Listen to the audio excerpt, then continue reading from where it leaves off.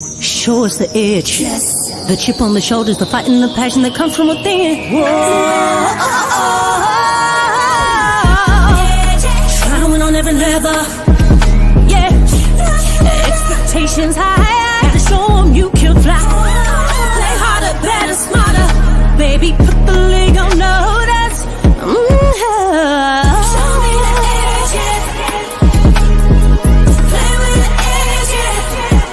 Show me the edge, yeah. Play with the edge, yeah. Show me the edge, yeah. Show me the edge, yeah, yeah. Whoa, done seen the walk of shame enough.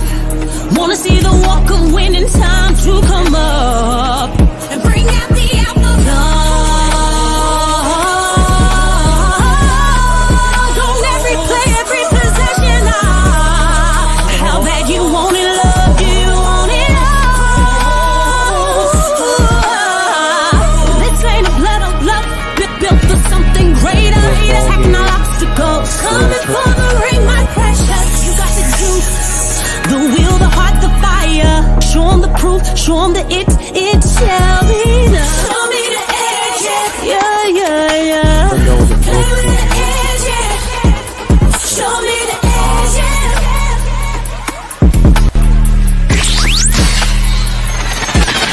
You're listening to the Pelicans postgame report on the PRO Media Network for all things Pelicans.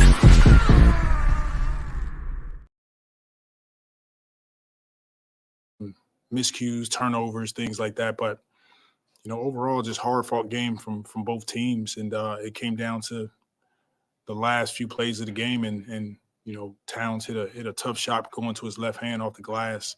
We get a look at the end of the game. I thought B.I. had a good look. We just missed it. Yeah, that was the play you wanted? And, I mean, you're going to take that every day? We'll take it.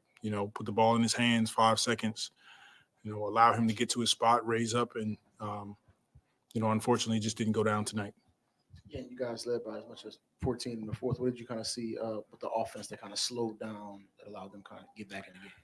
I thought the turnovers, we didn't get back in transition. Nikhil Alexander Walker hit a 3 in transition. We kind of just a sense of urgency, and it's what we talked about even Denver, a minute and 50 left, and we give up 8 points in 51 seconds. And so tonight, similar. Like we have to execute down the stretch and take care of the basketball. So those are areas that we can improve. But overall, I love our effort. I love our energy. Guys came out and played exactly how we wanted them to. We just didn't do enough in the fourth. And it seemed like B.I. was, really upset after missing that last shot through his headband and to the crowd. Was there a message that you kind of gave to him, or he's in the locker room or something like that, kind of being disappointed after missing a shot like that? No, not right now. I mean, it's an emotional game, so I allow the guys to have some time to unwind a bit. But he knows that we trust putting the ball in his hands, and I'm sure he, would love to have that shot back. And there was also a point in the fourth quarter where you kind of coaching up Dyson. I think after one of those turnovers, I guess what kind of lessons did he learn tonight as he's kind of figuring out the responsibility of being a starting point guard and taking care of the ball? He's got to take care of the basketball. Dyson is doing a lot of things good on the floor, first and foremost.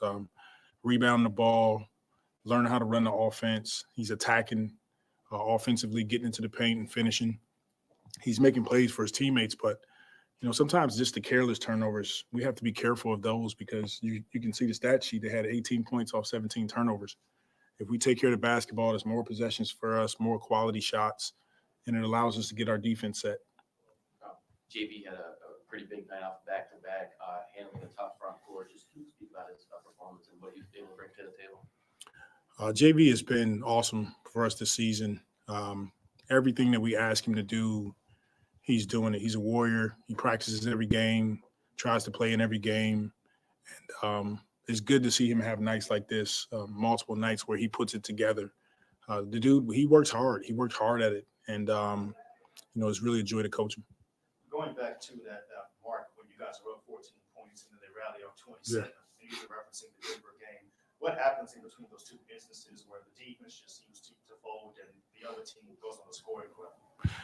A lot of times it's our offense. It's either we're turning the ball over or are we taking ill-advised shots and the ball's not moving side to side and we're not running anything? Now teams rebounding and they're trying to play fast to get back into the game. And, the sense of urgency has to go up when we get a lead. And we did a great job. Our guys worked their tails off to maintain a lead throughout the course of the game. This is a growth moment for us. We just got to continue to grow, knowing that we can do it. Now we have to guard it. We have to guard it and guard it with everything we have and not just give points back. Right. And of course, the offense itself, talk about the moments where it's starting. You guys have a lot of moving parts with injuries, so people guys coming up bench or resting. How much does the rotations playing a factor into the inconsistency late in the game? Well, it's a factor. It's definitely a factor, and it's our reality right now. But Minnesota's not going to feel sorry for us, and no other team is, and so we can't either. We have to, realize that we have enough in our locker room to go out and compete and execute. What did you kind of see on that last position where Cat gets a big shot? Is that kind of what you guys want to do? Let Dyson kind of have that responsibility right there? Yeah, he hit a tough shot, and he's capable of doing that. I thought defense was solid, but give him credit for sure. And I think their possession right before that was the one where he missed the 2 shots and you guys can't get the defensive rebound. Yep. How tough is that when you're trying to emphasize that so much with this team? It was a tough one. I got to go back and look exactly to see what happens. I thought Najee had it, and I don't know if Gobert was behind him or something like that, but ball just looked like it slipped out his hands or he got hit or something like that. But that's another possession. You secure the rebound. We're up. Now we get to go down and execute again. These last 3 games, you're going up against the top 3 teams currently in the Western Conference, but you go out 2-1 at the back end, Yeah. and arguably could have been 3-0. Yeah. What do these 3 games tell you about the team? I know you want 10-game sample sizes, but there's 3 games. It gives us the opportunity to see what we're capable of. We know we're capable night in and night out of being one of the top teams in the West and in the NBA. But it takes work. It takes work. It takes some health. We got to get healthy, get all our guys back. But I love what we're seeing from our young guys, from Dyson, from Hawk. Matt Ryan's coming in, giving us a lift. And we'll just continue to grow. I think we're going to be a better team for going through some of the things that we're going through early in the season. Thank you. All right, man. For all things Pelicans, you're now tuned into the Pelican Post-Game Report. Much love to the flock. Appreciate y'all joining us in this episode of the Pelican Post-Game Report entitled Pelicans Fall Short to the T-Wolves 121 to 120 rather. A very winnable game for the Pelicans. We just couldn't get it to go our way. Very unfortunate. Pelicans lose the matchup, man. And it's and a lot of people kind of looking at this thing and they're saying to themselves, how did we, lose this game? Everything seemed to was in hand. Everything seemed like it was going to be in hand. And we had it. We did have this one. So shout out to the fan. We're going to recap this one on the Pelican Post Game Report on Big Q. Feel free to hit the like button, hit the subscribe button. By all means, feel free to share the show on your social media feed, man. We up in this thing. So shout out to all of the faithful, the flock in the building. Much love to you guys. Yeah, this was a tough one. We definitely wanted to have that 3-game winning streak going on. We most certainly had it within our hands. And, I think a lot of things fell flat for us, especially in the second half and that fourth quarter in particular, where, they went up and scored 36 points on us in the fourth quarter. We were only able to put up 25. The turnovers in that quarter as well, it was just not a good look for us. And then once we finally were able to get on the back end of the game where, a lot of people want to talk about Ingram's, not just the miss at the end of the game, but the free throw that Ingram missed, even though he was 7 of 9. Let me just say that. B.I. was 7 of 9 tonight, 7 of 9 shooting the ball from the foul line. He was 7 of 9. That's pretty damn good numbers for B.I., but of course, it's where you miss those. And that was a critical one. We really needed him to hit that free throw on the back end of the game. And had he did that, that would have tied the game at 121 to 121 and have forced an overtime situation. So we got, and I know he was frustrated by that because that's something that we've been alluding to. We've been talking about that for some time now. That, even though tonight the Pelicans were 87% shooting from the foul line, 87%, which is a very good mark, one of the highest marks that they had during this young season. But it's of course where you miss those at. If we hit that, man, it's a different ball game. So it's just a learning lesson. So let's go over the team statistics, family. We got the link pinned into the chat. Tonight we'll be opening up the chat for family members to kind of express it and get it off their chest tonight about what they think about the Pelicans. Y'all can feel free to chime in. It's pinned. The chat line is pinned to the chat. We'll get you in there after we go over the stats. 44 of 86. The Pelicans with 51.2% from the field today. Very good. And then of course you look at what Minnesota did. They were 43 of 80 for 54%. Shooting the 3-pointers. Pelicans at one point in the first half, they were shooting 70%. It was 7 of 10 from downtown. Then of course it all, averaged out. 12 of 29 by the Pelicans for a really good 41.4% shooting from downtown. T-Wolves got going too, 13 of 31 for 42%. Pelicans were 20 of 23 from the foul line for 87% flat, which is damn good. But, like we said, we need one more free throw could have changed the total demographic of the game. 22 out of 27 for 81.5% were the T-Wolves. 40 rebounds versus 33 by the T-Wolves. The Pelicans had 13 offensive rebounds against the T-Wolves. They were battling on the boards, making things happen. It was a very scrappy game. The intensity, the effort was there. But fundamentally speaking, when it came down to the stretch of the turnovers, we had to pour a few breakdowns defensively in the back end of the game, and the Timberwolves just took advantage of the Pelicans. At one point, they scored like 8 straight points to kind of push this thing, and then of course you see Big Cat just came out and took the game. The closeout toward, you had Dyson Daniels guarding Big Cat, and then the help didn't come until Big Cat was down. Already down into the paint with a bank shot just adjusted in midair with a bank shot. So, I mean, very, interesting stuff like that. But anyway, 29 assists by the T-Wolves versus 27 by the Pelicans. 9-6 on the steals, 7-5 on the blocks advantage. T-Wolves, 17 turnovers by the Pelicans, 18 points off versus 14 by the T-Wolves with 18 points off. 15-12 on the fast break. The Pelicans even won the point in the paint battle, 50 for 48. So it was it just was a man. It's one of those things you look at and you think, you're like, man, good grief.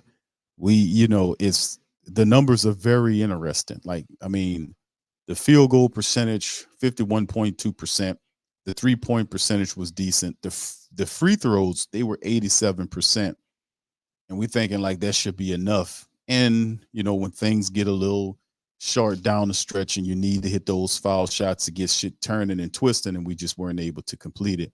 And ultimately, we fell short by 1 point. We needed 1 freaking point to tie the game on the foul shot. And, of course, that's after Rudy Gobert missed 2 free throws of his own. He missed 2 free throws to give the Pelicans an opportunity later on to be able to take the game, and they couldn't exactly get it done. So, yeah, it's very, very, very, very disappointing, but, it is what it is. 504 Coach says Willie got a little out coached down the stretch, but the foul trouble didn't help. Tough matchups. Yeah, and that seemed to be the marker for Willie, is that he adjusts too late. He's looking at things and he's a little slow on the trigger to make things pop and happen for the team. And we've often, and I know the faithful are getting kind of tired of hearing that from Willie Green, but, and seeing how, all the adjustments in the plan and stuff like that. But listen, like I said, the Pelicans, defensively speaking, could have done a lot better. Really could. Like we were dealing with some issues from a personnel standpoint, but you had Big Cat in foul trouble. You had Ant-Man in foul trouble. Those guys were aggressive, and Ant-Man fouls out of the game toward the back end. And I'm thinking that, yeah, this is it. We can be able to take it. But what happens? Ant-Man goes out, Big Cat steps up, wins, and really just beats the Pelicans. he steps in, makes the plays that's needed, and ultimately defeats the Pelicans. But like I said, a lot of people point to the foul shots, and this where I guess, and the thing is, the truth is where you hit those shots from when you have an opportunity to hit those shots, and when you do things like that, when those shots are where you are in the area of the game at the time when those shots should matter. But anyway, let's move on and hear from BI. BI is on the mic. Let's hear from BI, man, and see what he has to say about this, because from a reality standpoint, he played well. But like I said, when you playing a team, a good team, and the Timberwolves are a pretty decent team, you got. Yeah, guys were up 14.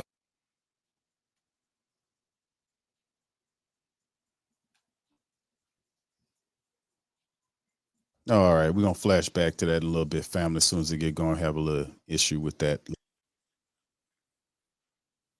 Climbed their way back into it.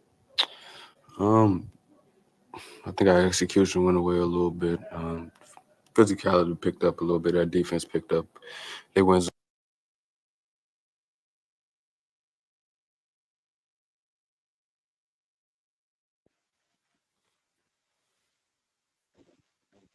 job of kind of settling us down, getting into plays and try to get the right execution down the stretch. And that was pretty much it. They came back on the other end. We fought. They made some threes, and we went on the other end. We didn't execute. You guys played that team, I don't know, 10 days ago, and it wasn't really a close game. Tonight was really competitive. Is there anything besides just having more bodies that you could point to why you guys were a lot more competitive against them tonight? Yeah, well, we had more bodies. We looked at the film, and we saw some stuff that we could do better. And also, our defense has been a little bit better as of late, so that's been helping us out a lot. They're kind of a unique team, starting two really big guys. What is it like just playing a team, I guess, that has that size in the front court? Yeah, having Cat and Rudy, we give up some size too. Having Herb on Cat's a little bit taller than him, so it causes rotation, some gravity on the floor. He brings a lot of gravity, but I thought Herb did a good job on Cat tonight. JV did a good job on Rudy. He got a couple foul calls, but I think he did a good job. Just on a positive note, what do you make of the job that JV's done the last couple of nights against the tough front courts? Yeah, he's been aggressive. He's been aggressive from start to finish, rebounding the basketball, scoring the basketball, scoring in space, playing fast. And, there's been a jump. They asked him to play faster, and he's done it. Coach talked about how the offense kind of bled into the defense, giving up that 27-12 run to the game. You spoke about execution, but a little more expanding. What kind of stymied the offense on the back end? Lack of ball movement, moving without the basketball, and it did spiral on the defensive end. I know. I left Dyson on the island at the end of the game against Cat, and it was a couple more plays, but they executed well at the end of the game, and we needed some stops at that point. Appreciate it.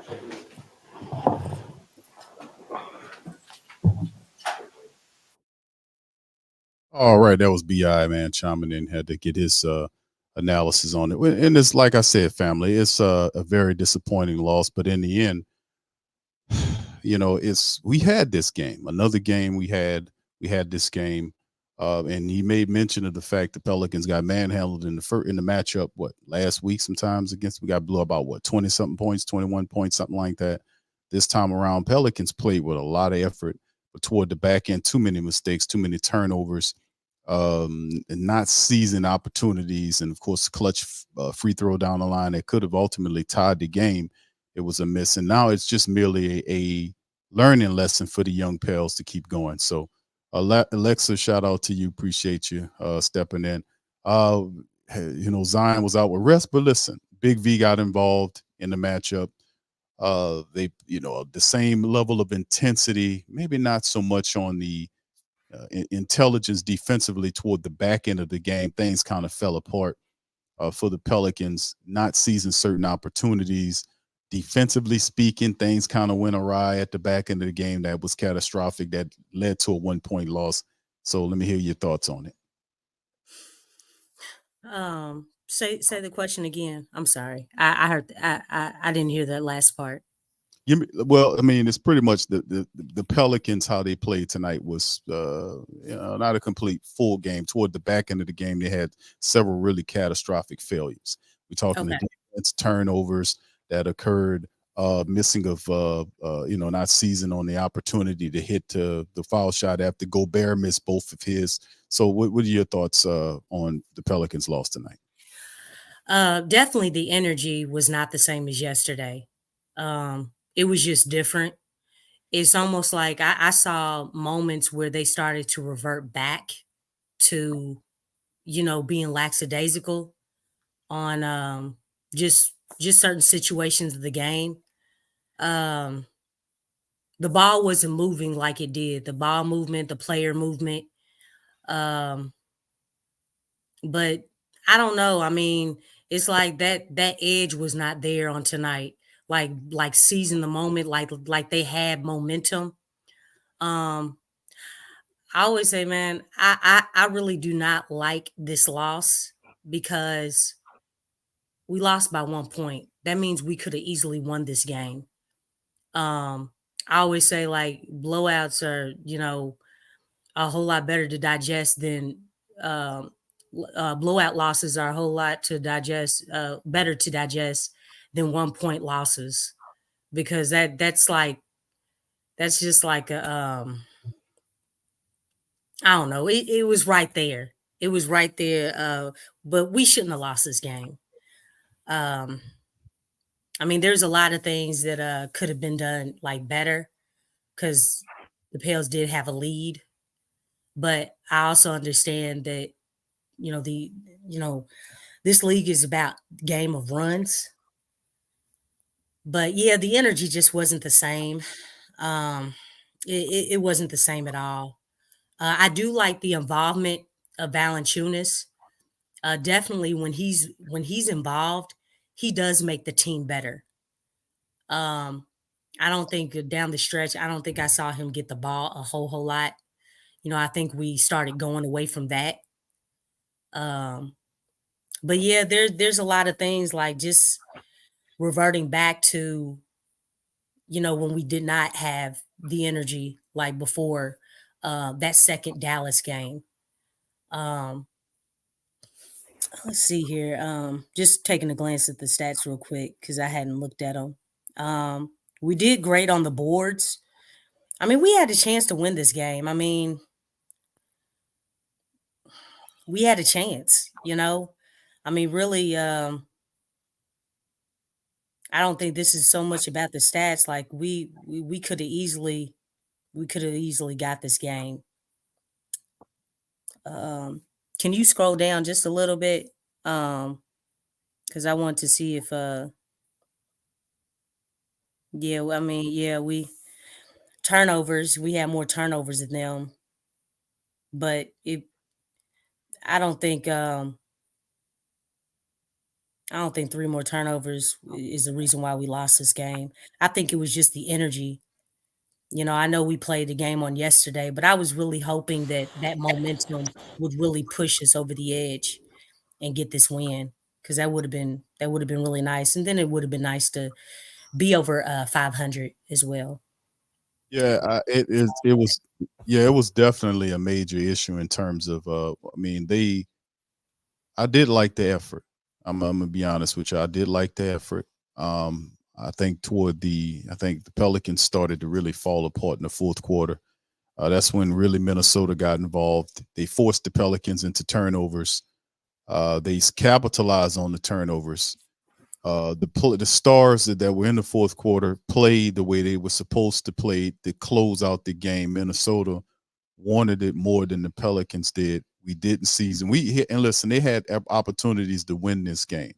You mentioned the 1 point win. You're absolutely right. Like I said, we often hear talk about the fundamentals. We talk about hitting your free throws and playing defense. Pelicans in that fourth quarter, 36 points, the most points that was allowed by the Minnesota Timberwolves in the game, and the Pelicans they scored their lowest total in this game, and Minnesota just was able to get it out. Now you had gimmies, you had blessings that was given to you. Minnesota gave two really big blessings to the Pelicans.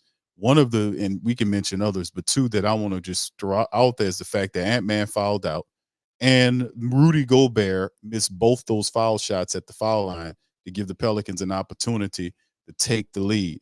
BI gets down there, he gets hacked, he gets to the foul line, he goes 1 for 2, and ultimately you have Big Cat that came back on, and the Timberwolves able to score again and able to kind of push this thing forward. But in the end, you lose by 1 point, and that's why BI was kind of upset. He threw his headband because the game was in his hand. He had the ball in two key moments. The last shot in the game, which was a tough shot for anybody to make. Of course, he misses that shot.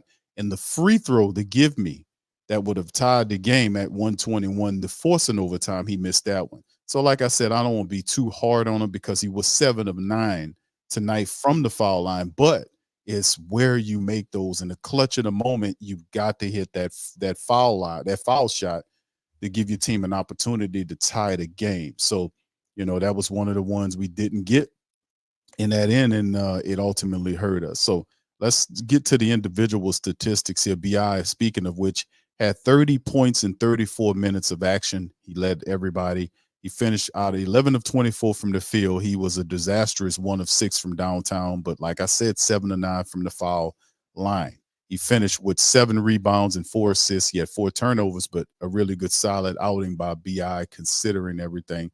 Not closing it on the back end, but it is what it is. Big V, 26 points, 11 boards, 3 assists, 3 blocks, and a steal by Big V today in 30 minutes of action. He was out there handling the business, 10 of 15 from the field. He was perfect from the foul line. So he did his thing. You look at 15 from Jayhawk in 37 minutes in the start. He was 6 of 12 from the field, 3 of 8 from downtown, 4 assists, 2 rebounds, 13 apiece from both Herb Jones and Dyson Daniels. Dyson in 37 minutes of action, he was 6 of 12 from the field, 1 of 3 from downtown. He finished with 13.6 assists and 5 rebounds in the matchup. Herb finished with 13 in 28 minutes, 3 of 7 from the field. Herb was 3 of 4 from downtown and perfect from the foul line, 4 of 4, 13 points, 8 assists, 4 boards, 2 blocks, and a couple of steals from him. And of course, off the bench, Matt Ryan led the bench effort, 10 points in 27 minutes, 3 of 5 from the field, 3 of 4 from downtown, 3 boards and assists and the steal for Matt Ryan. And then, of course, Najee Marshall threw in 7 points in 24 minutes. He hit a 3-pointer as well, had a rebound and an assist in the matchup. And we had a Jeremiah Robinson Earl sighting in 10 minutes. He gave 4 points in the matchup. So, and of course, we know Minnesota, what they did in the end is number guys, is Big Cat did his thing. Big Cat was 10 of 11 from the field. He, in 33 minutes of action, he finished with 29 points, 9 assists, 6 boards. He had 5 personal fouls, but he didn't play like it. He was 10 of 11 from the field, 2 of 2 from downtown, and 7 of 8 from the free throw line. Big Cat had a real stellar game. Ant-Man finished with 23 points in 30 minutes. Gobert, 17 points, 11 boards, 10 off the bench from NAW to the Pelicans. And in the end, McDaniels, who kind of struggled a little, 5 of 7 from the field for 12 points. He was out there playing defense. So, but they did just enough, man. And the Pelicans didn't do enough to win the game. So, Lex, if you want to, you could chime in on this numbers here. I know you talk about us losing the game, but kind of elaborate or talk about some of the stats that I went over, if you please. Well, definitely, Jonas had a great game. He was 26 and 11. Like I said, Jonas has a skill set that, can really be used on this team if utilized the proper way. And so to have him get acclimated in the game and go to him, so that he can show what he can do for this team was really nice to see. I think we've seen that in these last few games, that he's definitely an asset to the team when used properly and when we value what he does. So, no, definitely, like, shout out to him because he did a great job. Um, and plus, just on the other team's bigs, he puts a lot of pressure on their bigs, and it opens up his defense as well. When he's acclimated and into the game and utilized, it really does make him put more of an effort on both ends of the floor. And we need that because one thing you can't teach in this league, you cannot teach size. And, by him having size and him being available like he is, I mean, that definitely is not going out of style. The other person, could you go back to that? I didn't memorize everything, but oh,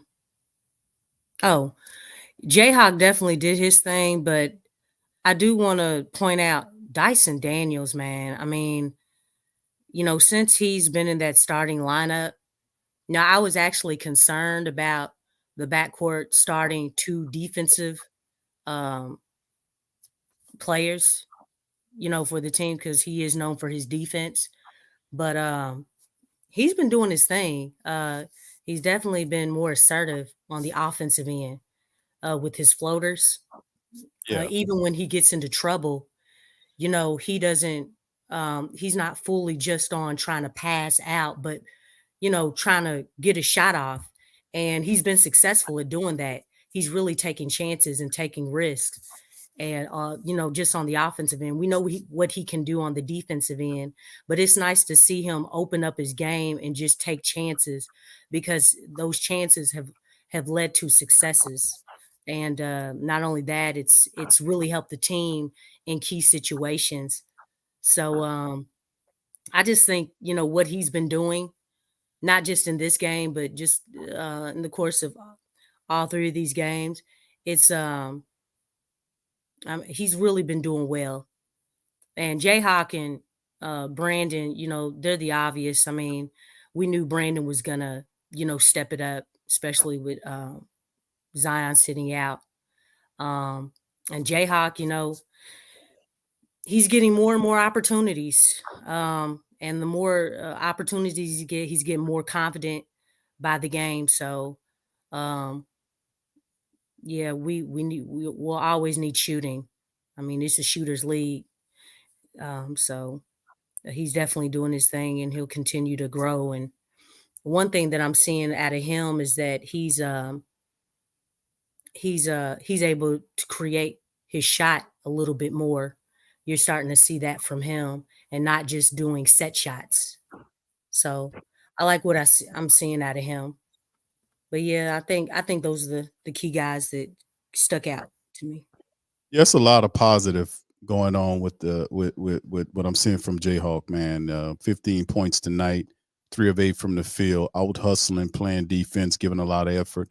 Dyson Daniels, our 2 first-round draft picks, we do realize they are the future of the Pelicans, and we seeing them firsthand. Dyson Daniels with those floaters, really working on that, working on his outside shot. His defense was pretty good tonight as well. Hawkins giving effort as well. Herb Jones always does what he do. So it's really positive to see what happens, and and love what the Pelicans did getting Valanciunas involved. You mentioned him. You always giving praise to Val, and as well deserved 26 points, 11 boards tonight. He picked up 5 fouls. It kind of shut him down toward the back end of the game, but in the end, 1 point loss, man. And this is one we should have. I really wanted them to get a victory on Minnesota, man. I really wanted this W against Minnesota, but we got to move forward, man. Next team up is Sacramento. This is the next squad the Pelicans will get ready to take on. And currently, Sacramento is playing really good basketball. They've won 5 games in a row currently.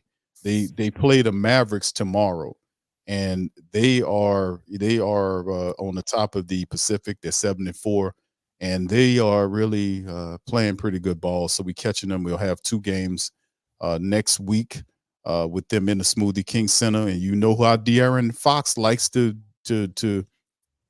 ball on the Pelicans. He had 43 tonight on the Spurs. He had 43. I mean, yesterday on the Spurs. Yeah, So yeah. I mean, Okay, he's yeah. pretty cool. He's pretty cool. But Lex, this is the next matchup we got against the Kings. So this is going to be a tough one. So how the hell do we get the W on the Spurs, man? I mean on the Kings, sorry. Well,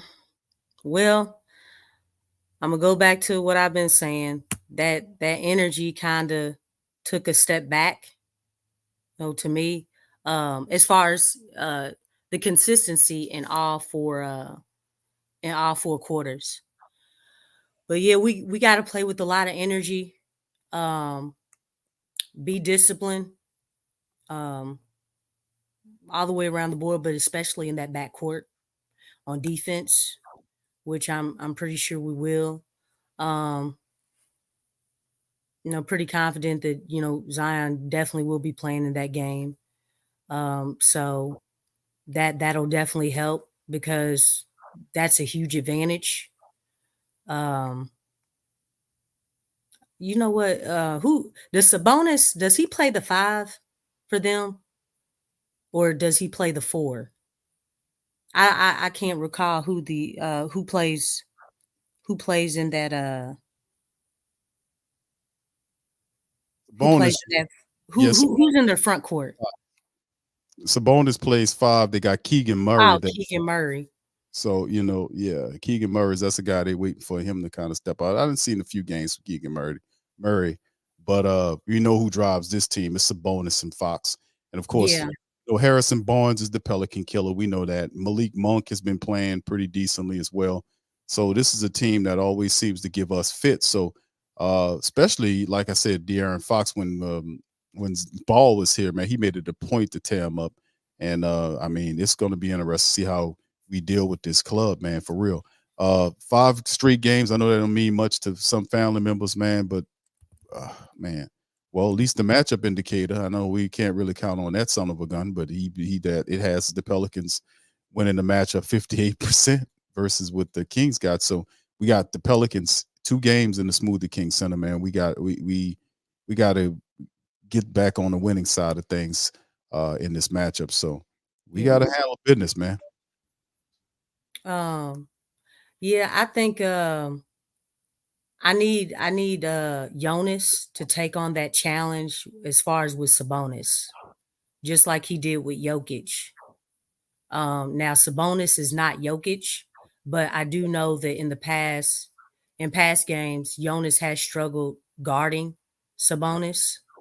I think he's a little bit quicker, but we definitely need Jonas to kind of like cancel Sabonis out and really force other guys to make plays, other than De'Aaron Fox.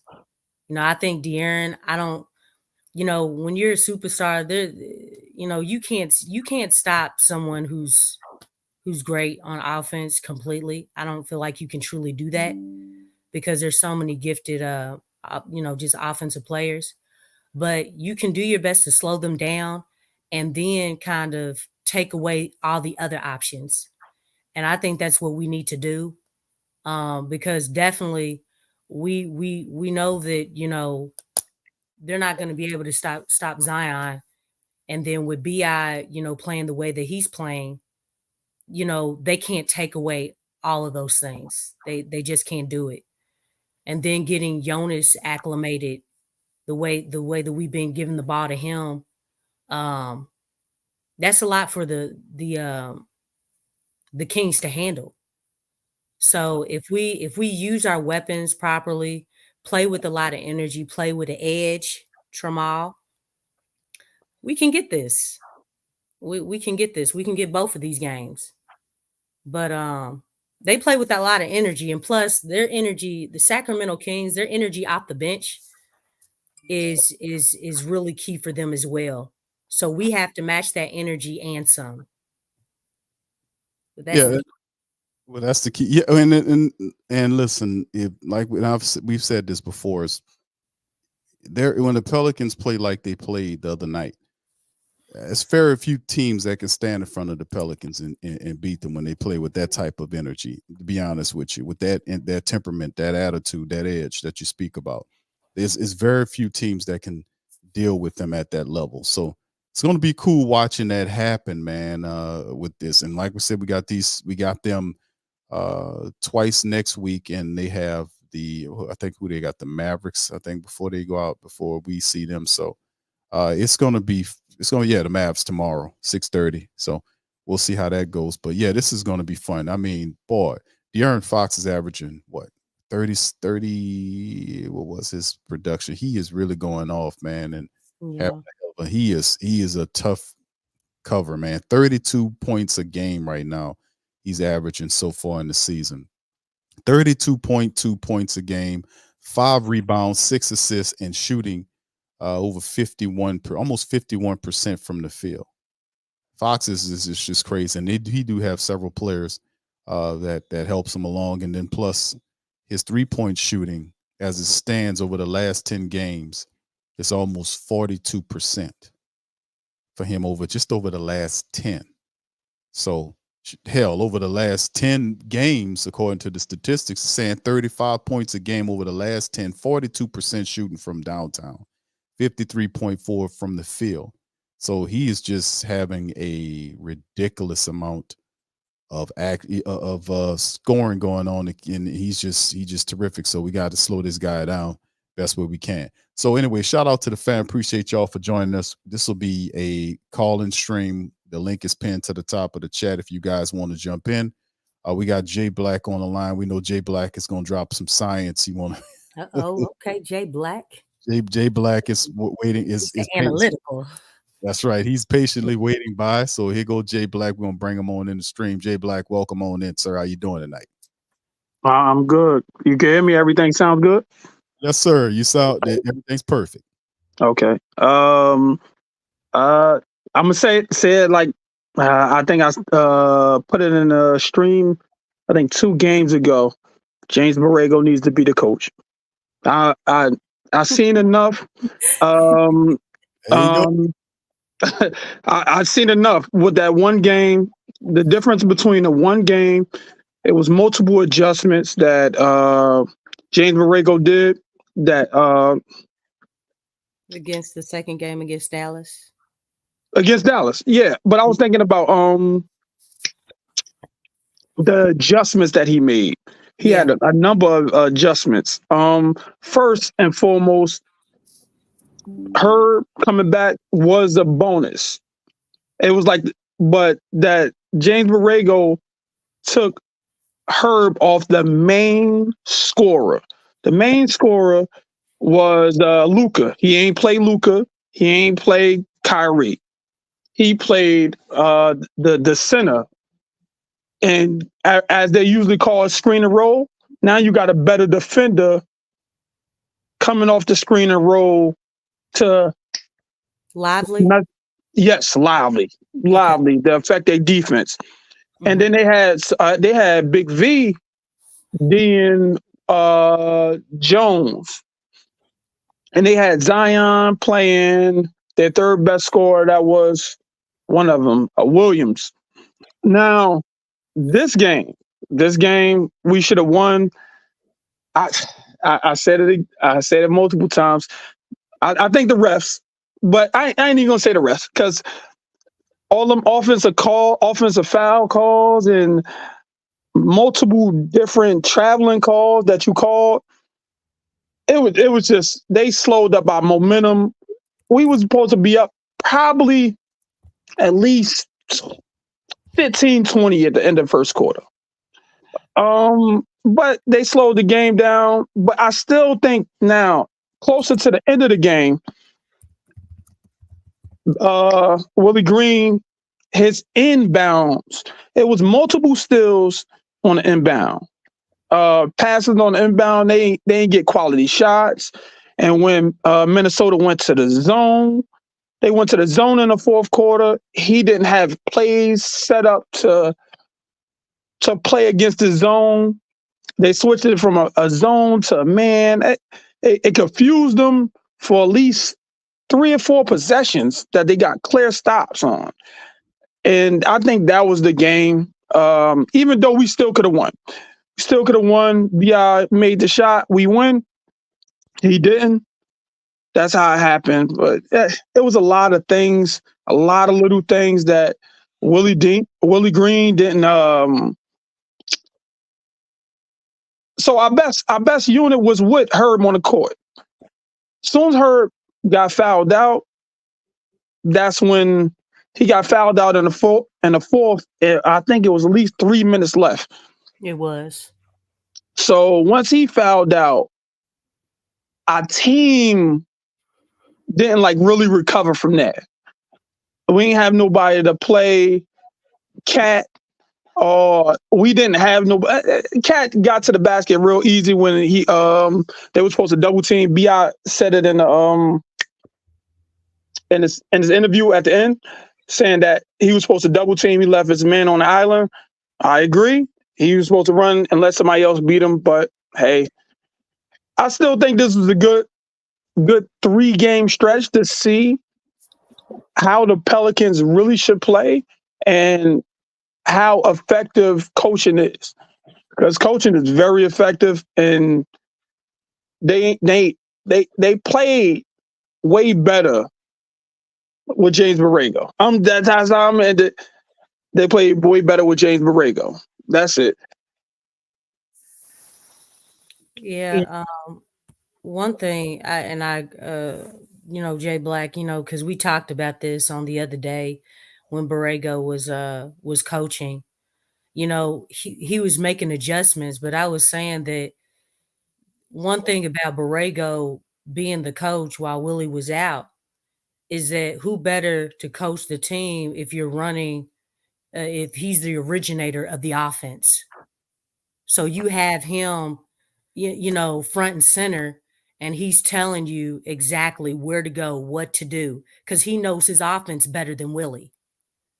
So I think the translation, getting that message across to the players, it was way better. It was actually something that needed to be done, in order to get over that hump. I think it was really needed, having that different voice, that different tone, that delivery. Even in Borrego's presser, I like the things that he was saying, but it definitely did something different to the team.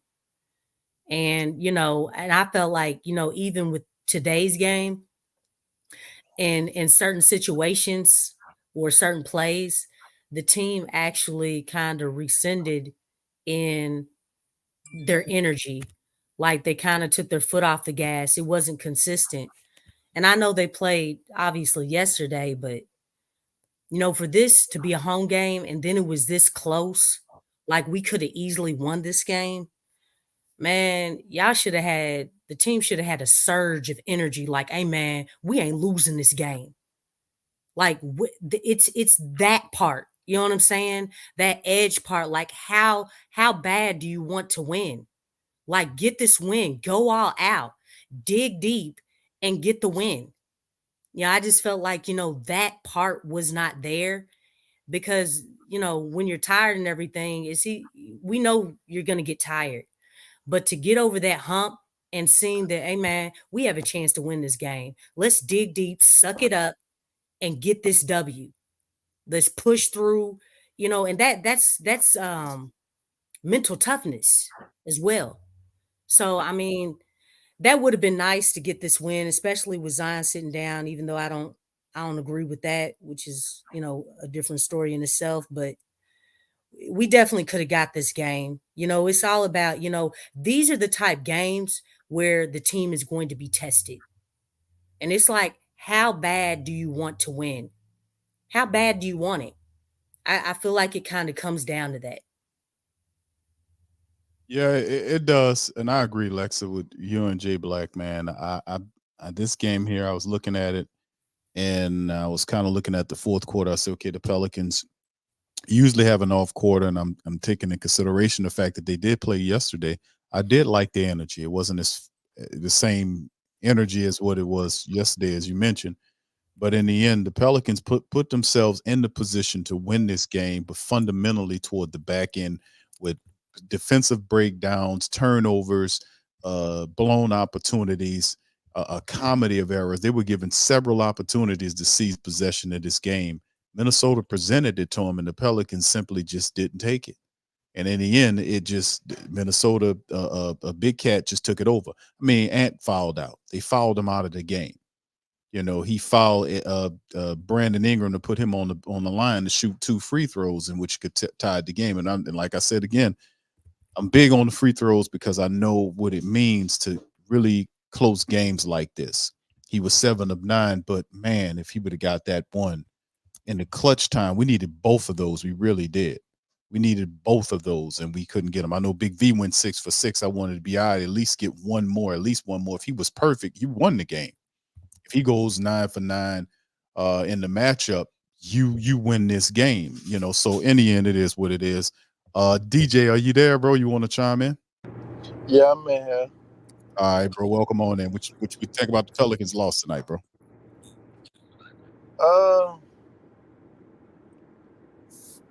I didn't understand why they didn't put JV in the last couple of seconds in the game to guard Cat before Cat made the layup on Dice.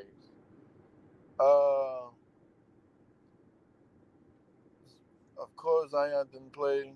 We all know that. But like I said before, and I'm gonna bring it back to last game. All this is not gonna work until Zion starts shooting. And I believe yesterday, or was it yesterday, he made his first 3 in this season.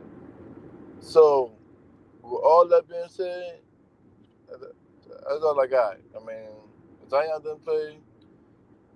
We still not fully healthy. So, in my eyes, we actually won this game, even though we lost. In my eyes, we still won because we don't have CJ, Trey, Jose, Larry Nance. So, I mean, and hopefully CJ, he'll be back within a week. I'll give it a week or so. Just a good scenario, pretty much. But other than that, I mean, I don't know how many turnovers we had. But we gotta hit our free throws. I don't care what scenario we had. We gotta make our 17 fucking free turnovers. throws. Gotta make our free throws. Down from Zion, even though he didn't play tonight. Bi, this is his team. When he got traded to the Pelicans and Drew left, this was his team. What? JV, I really don't have nothing against him because I know he doing the annual dirty work down there in the paint.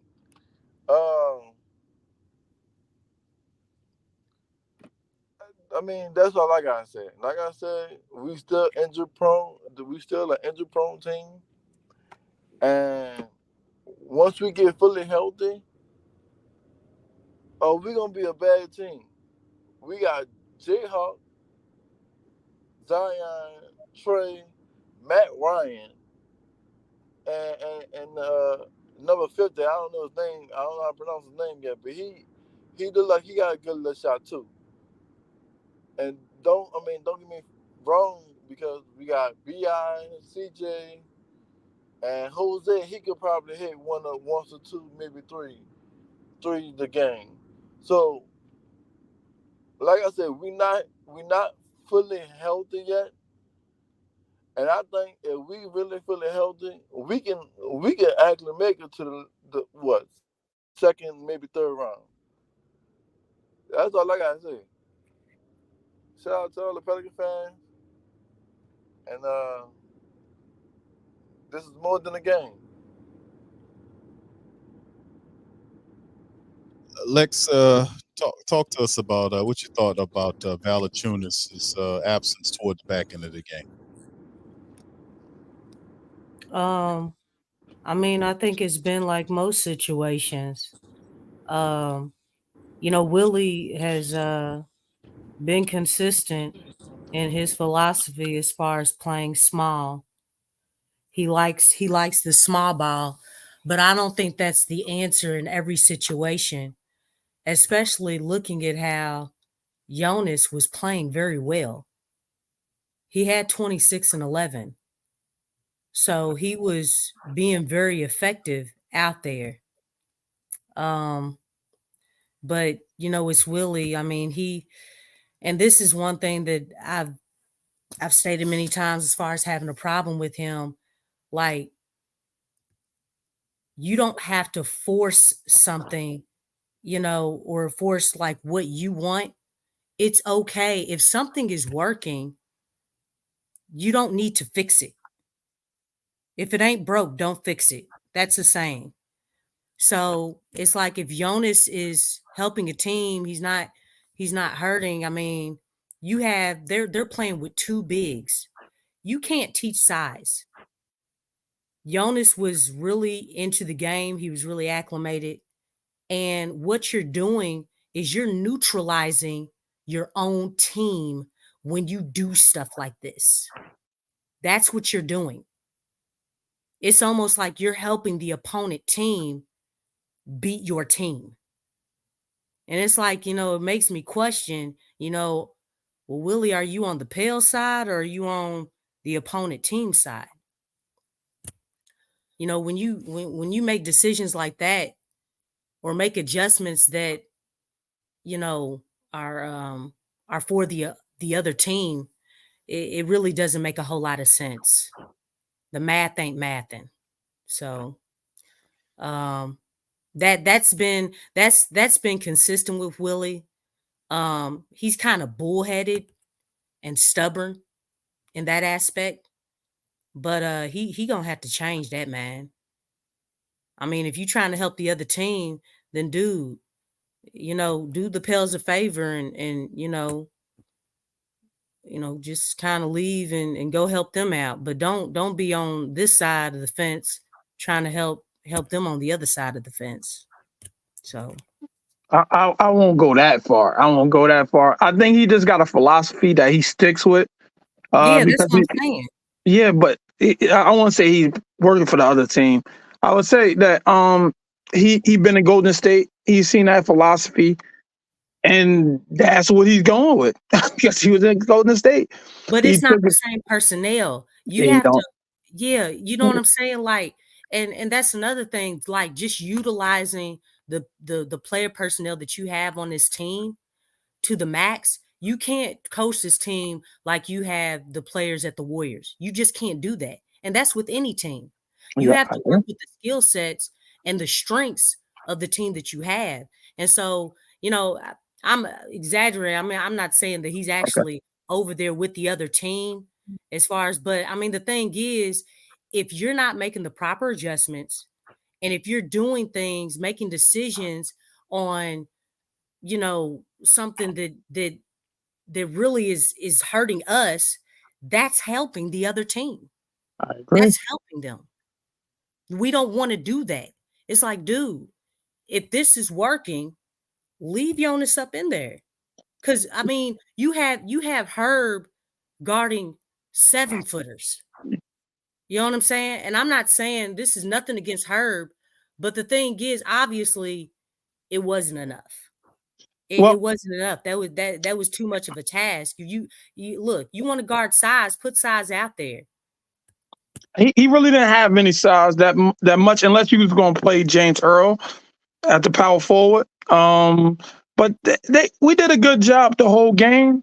Now the Big V out at the end of the game, he played the whole fourth quarter. I think it was just one aspect. So I'm looking at it right now. In the last 2 minutes, Big V was in the game the whole time. It just was that last play defensively on Cat, and Big V was never defending Cat. He was defending Rudy Gobert. So the thing about that is they were supposed to come over to help. BI was supposed to come over to help and force Cat to give up the ball. So they played them individually, and he did a run and jump, one-legged Dirk Nowitzki shot. He made it. I just think he don't have enough adjustments.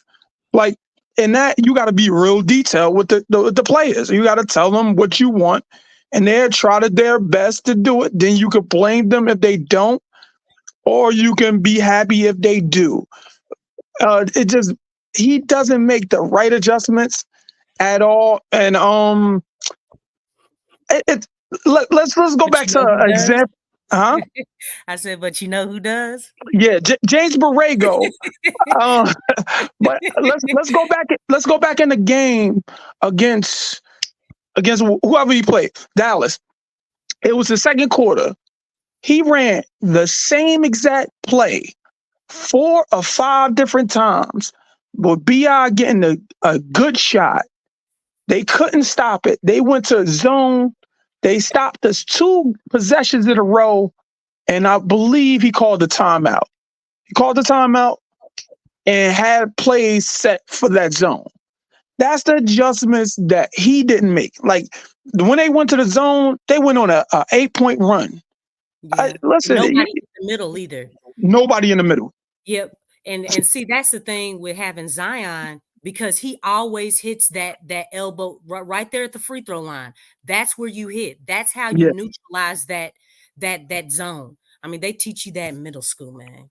Yeah, go but you should tell him. There's a lot of things going on. So just they're supposed to take time out at timely timeouts and get the plays to run. I ain't gonna say I'm the architect of it. I would just say, listen, you are supposed to have plays set up for zones because most teams can't defend us anyway. We seeing that now. We seeing Dallas. Dallas ran a zone. Denver ran a zone. Minnesota ran a zone. That's a repetitive thing. You know that's coming. One point of the game is coming. So you supposed to already have plays. And I don't want to just keep saying his name, but James Borrego was slicing it up against Dallas. And you're having a hard time against Denver and against Minnesota. That was running the zone, and that's where we really sort of offense have a hiccup, and they get back in the game. They should have ran that high low. That high low like works every single time in that zone. Yeah. But who they was gonna give it to? They was gonna give it to Big V but I don't know. Was Big V in the game? He wasn't in the game when they was running the zone because he had 5 fouls, so they had to be strategic about him coming back in the game. So I don't think he was in at that time. No. Yeah, because I mean he had a difficult assignment, but that high-low game, man, especially when Zion and Jonas are playing that, they really their high-low game and that pick and roll in that zone would have been really nice to see. I agree. I just think there's a lot of things that we could have did.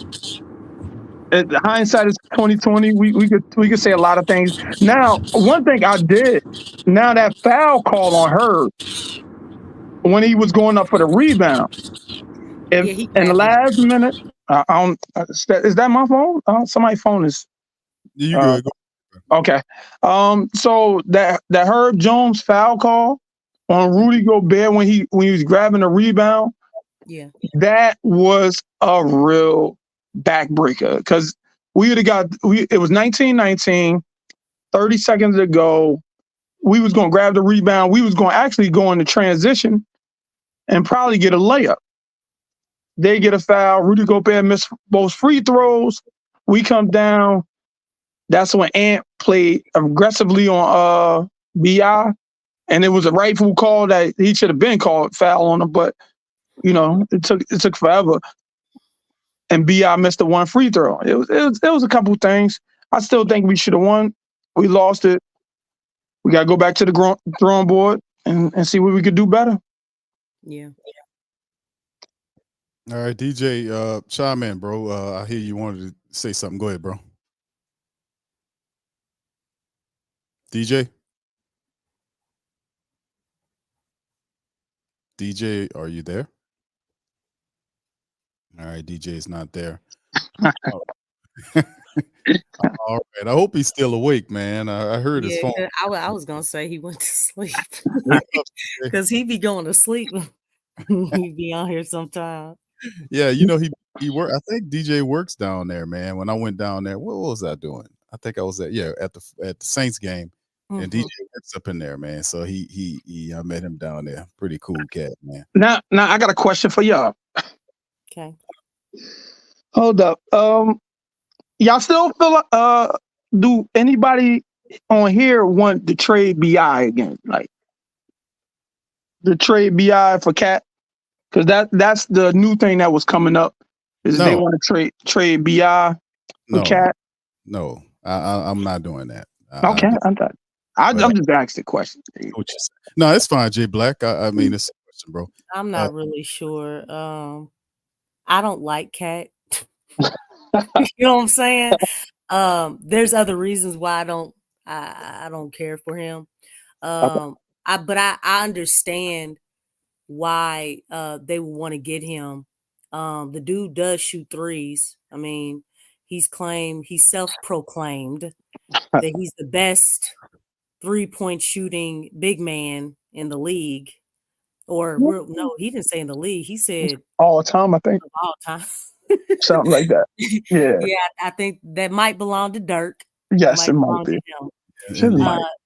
But Or he is Larry good. Bird, if you consider Larry Bird a I big. don't think he was a big man though. I thought wouldn't- he was more of a forward. Yeah, I wouldn't call it big. Okay. Oh yeah. All right. My bad. Yeah. Oh, you can say Joker I too. guess it depends because forwards can be. Yeah. The Nah. definition has The changed. center. know. Okay. All right. The center. Yeah. But yeah, well, no, because Dirk, he was a power forward too. Play 4, but But yeah, he didn't play the center position. So yeah, we Yeah. rolled 5. yeah, Sometimes okay. played some 5, but no, I wouldn't consider him like a traditional 5. But who would Yeah, be? 'cause That's it's interesting. changed over the years. That's Yeah. interesting. Thanks. Well, who would be a top 3 and I guess if he's talking about 5s, or he said big man, I guess you would consider a 5. Yeah. So Well, who you would, can switch them because a lot of 7-footers right, they play that 4 spot and they're like stretch Yeah. fours. that's Yeah. right. Because I think KG was the first of that stretch 4 Mhm. era. And then, you had guys like Dirk, come and kind of like expand on it. You had Robert Ory. You had Yeah, some shoot stretch. KD. You know what I'm saying? Because how tall is he? Like he's 6'11", right? Who?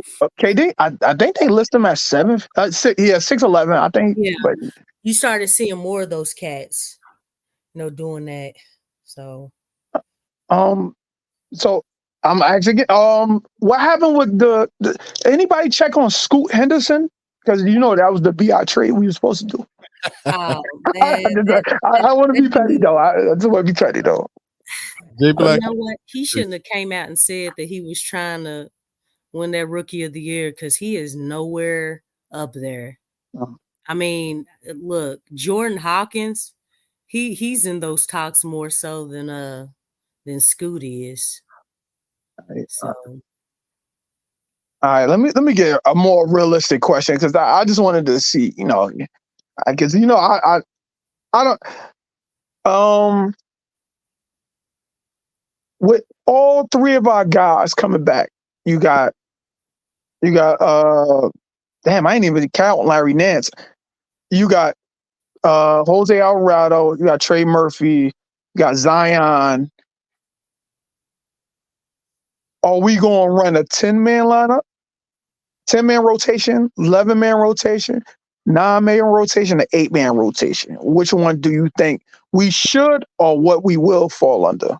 2-part question. well, I think there's something else that you need to add up in there, and it really depends on what Willie Green favors the most in his philosophy. Okay. I kind of know his philosophy right now. I think it's a 9-man rotation, and Willie, but he has favorites. So Yeah. those are all favorites of his. So it might go up into rotation. I mean, but they're deep enough, Jay Black, to go 10, man. To be honest with you, man, to play it straight with you. I mean, you get everybody back. I mean, what? Jose Alvarado, Trey Murphy, Nance. That's 3 guys right there. Najee Marshall could be a guy. That's 4. Who would be the 5th guy? You CJ McCollum, you got Trey Murphy, you got Zion, you got Jose Alvarado. That's 4 people right there. Larry Nance will make 5. They are deep, man. That's a scary thing. Let me see if I can get that depth chart up here, man. Can y'all see that? Could y'all see the depth chart right there? Oh, Yeah. I'm looking at the depth chart. I'm definitely looking at it. Okay, cool. All right, let me see if I can kind of make it a little bigger there. But yeah, this team definitely, man. You got the CJ at the point for them. BI, Herb, Zion, Williamson, if they go with that. Of course, people think that they can mix Trey and somewhere in there, but let's say this is your starting 5 when they're healthy. Then the second unit, Jose, Trey, Dyson, Najee, Larry. You damn right they can go 10. That's why I said 10, 11, or 12. Because I'm a proponent of the more people play, the harder. That's not mentioning Hawk. No, I kind of assume that he's going to stay with the rotation, and Matt Ryan's going to stay with the rotation. Najee Marshall, because none of them has shown me that they need to get took out of the rotation. Like none of them, not yet, not in my opinion. So where's that? Oh, go on. I'm sorry. No. I was thinking about something, so I always do that. But yeah, go on. I apologize. No, it's cool. So like Trey Murphy, Zion, Jose, CJ, with all this coming back, now is this going to be a good problem or a bad problem? That's definitely a good problem in my book. Yeah, it's a good Getting all problem those to have. guys back for him to figure it out. But like Lex kind of steer us in this direction because you mentioned the Willie and his picks and chooses, but we know he likes Jose Alvarado. We know he likes Dyson. We know he likes Trey. We know he likes Najee. We know he likes Larry and he likes Hawkins. Hawkins showed him effort and he can shoot. So that's another thing. So this is a great problem to have, by the way. And of course, you have guys like Matt Ryan and Robertson Earl and all these guys are going to kind of slide down once we get Trey back and once we get Jose back. And man, it's going to be interesting to see how they fit all this stuff together, man. It's going to be crazy. Go ahead, Lex. I do want to say this. With Larry Nance, like I know Willie Green loves him, but I think a lot of times Larry Nance is being overused because he plays Larry Nance till his wheels fall off. We're really going to have to utilize Jeremiah Robinson Earl. I think he's going to be, to help so that Larry Nance can last because it's like, dude, you can't overuse him. He's been dealing with a lot of stuff. It's small stuff, but those things add up. And if we want to use Larry Nance like down the stretch, like we need to, he needs to. I think bringing Robinson Earl off the bench instead of Nance will allow him to regroup and utilize him for longer stretches. Larry Nance, I want them to play Larry Nance at the 4, and have somebody else big with him. But he likes that small ball. He always plays that's why. small ball. That's his philosophy. I know. You know what I'm saying? He ain't gonna break that, Jay Black. I mean, I understand where you're getting at, but come on, man. Willie is not. He's sticking to that. The moment Larry Nance gets healthy, he's gonna sit JV down and bring in Nance and I mean, we've seen him overuse him many times, and that's a lot to ask for Larry Nance. That's a lot to ask of him. That's why he get injured so much because he's playing out of position against bigger guys. Exactly. They wear him down. So put in like Jeremiah Robinson Earl. They actually had him in there with Zion a few times, like when they were playing small. And that's why I was saying he's another guy that could fit in there, to give give breaks to Larry Nance, since he does love, because I think Willie likes Robinson Earl as well. You know, I think his hustle, he can shoot the corner threes. Like his effort out there is really solid. He does get deflections. So I think he likes him as well. Probably reminds him of Nance a little bit. And plus, I mean, he's put him in the starting lineup after Robinson Earl was just here for a week. You know, Oh yeah, I That remember. surprised me right there. I mean, Yes, that's high praise right there. Yep. Yeah, he surprised me with that, Lex, when he put Robinson Earl in there. So I was like, what? Yeah, that's I mean, that that's was. over Sebron, that's over Kyra Lewis, and who else? I think You that know was what I'm over saying? Dyson too. I don't even.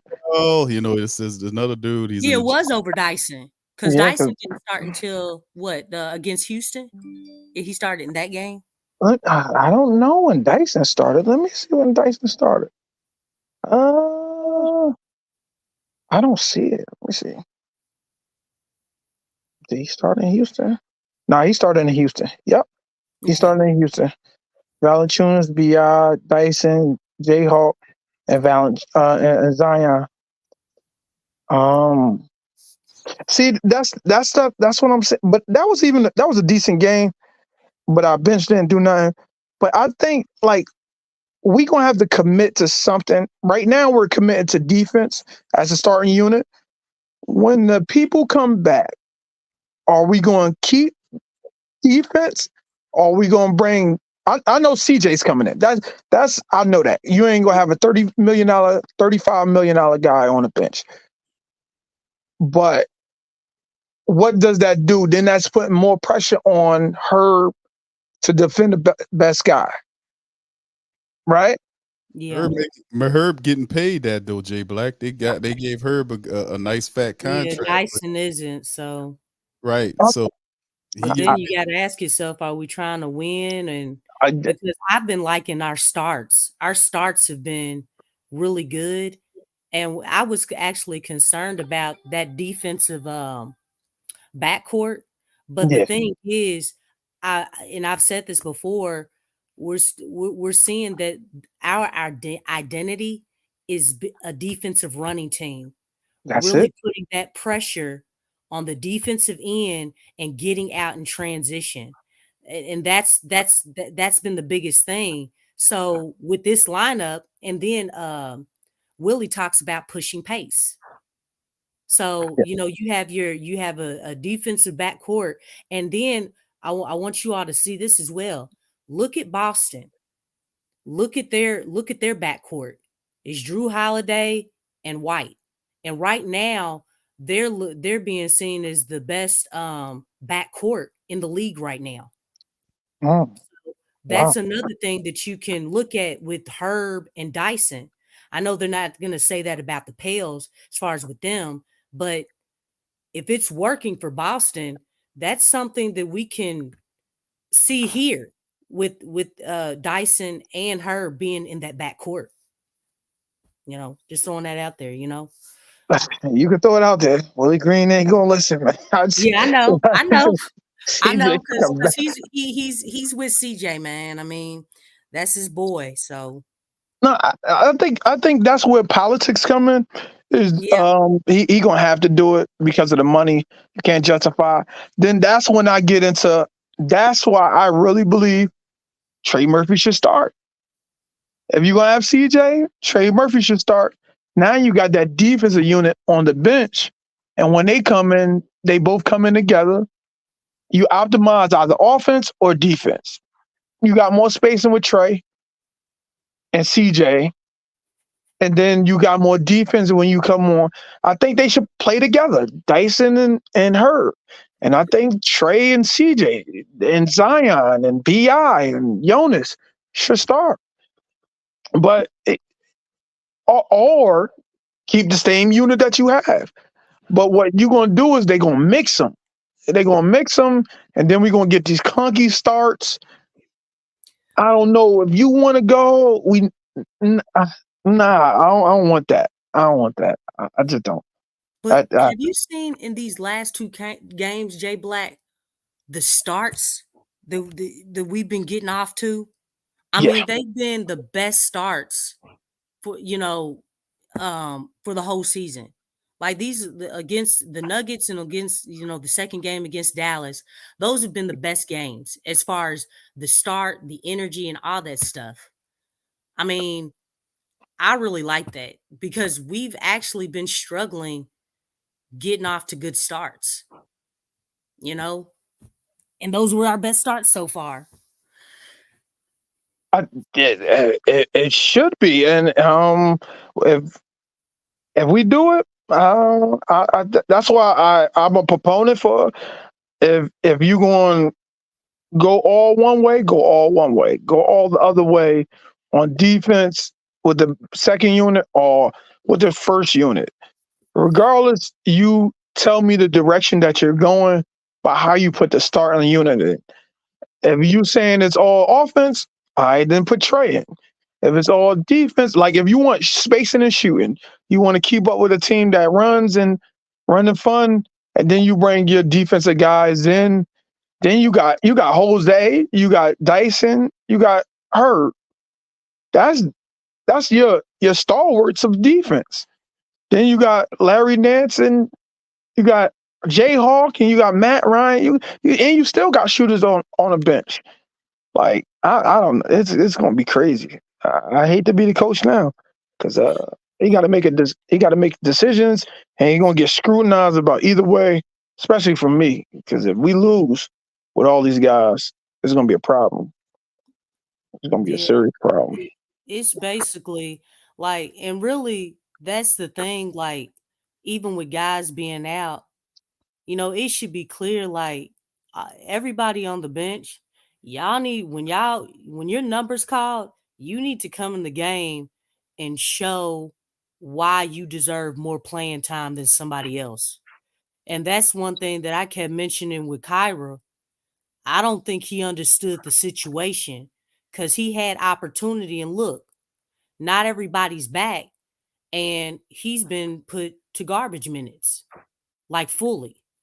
He's full-time garbage minutes now. Yeah, You know what I'm saying? Like, you absolutely. have to understand your situation. Guys are out. You need to show why Willie Green needs to be playing you. You need to get aggressive about that. And I saw Kyra, man, he was on the bench laughing and stuff. I'm like, dude, you don't need to be doing that. Like, Jordan Hawkins, he's getting his. He's a rookie, and he's out dueling you. You know what I'm saying? And that's how, like, even though they're teammates and things, and all these guys are teammates, Yeah. you got to think, hey, man, if this guy next to you is doing better than you, being more productive, performing at a high level more than you, dog, who do you think they're going to ship off? That's already You know what I'm saying? But that's what I'm saying. Like, you have to understand the situation. And I think these guys, like, obviously, like, the team bringing in Matt Ryan and bringing in Robinson Earl, hey, man, they're putting pressure. You see what I'm saying? On playing time for other guys, because they've came into the season and they've really shown, like, wow, they can produce, especially with Robinson Earl. I mean, they've been fitting into the system and into the grand scheme, chemistry wise and everything. They've been able to fit in, like, very smoothly. You know what I'm saying? So, guys got to come out and play, because it's definitely going to be competitive, and it's a good situation from the fan standpoint. But it's like, hey, man, these guys got to come out and play, and you better be honest, because if you're not, there's somebody behind you, and they coming. So You know what, Lex? I think the writing's on the wall with KLJ. To be honest with you, I think it is. yeah. Wall with Oh him. yeah, once he was thrown to garbage minutes, I already knew, and I kept saying it. I was like, dog, I don't think you understand your situation.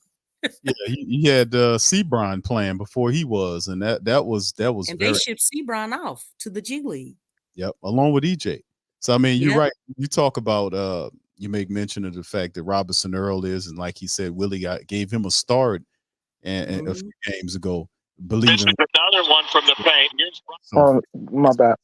it's just interesting at the same time. It's just we talked about KLJ so much on the show, how he's sort of like the redhead stepchild, like he was drafted with no clear mission or purpose. They brought him in here, and then shortly thereafter is Dyson Daniels is here, and then you had all this other stuff that happened. So I don't think the last who was it?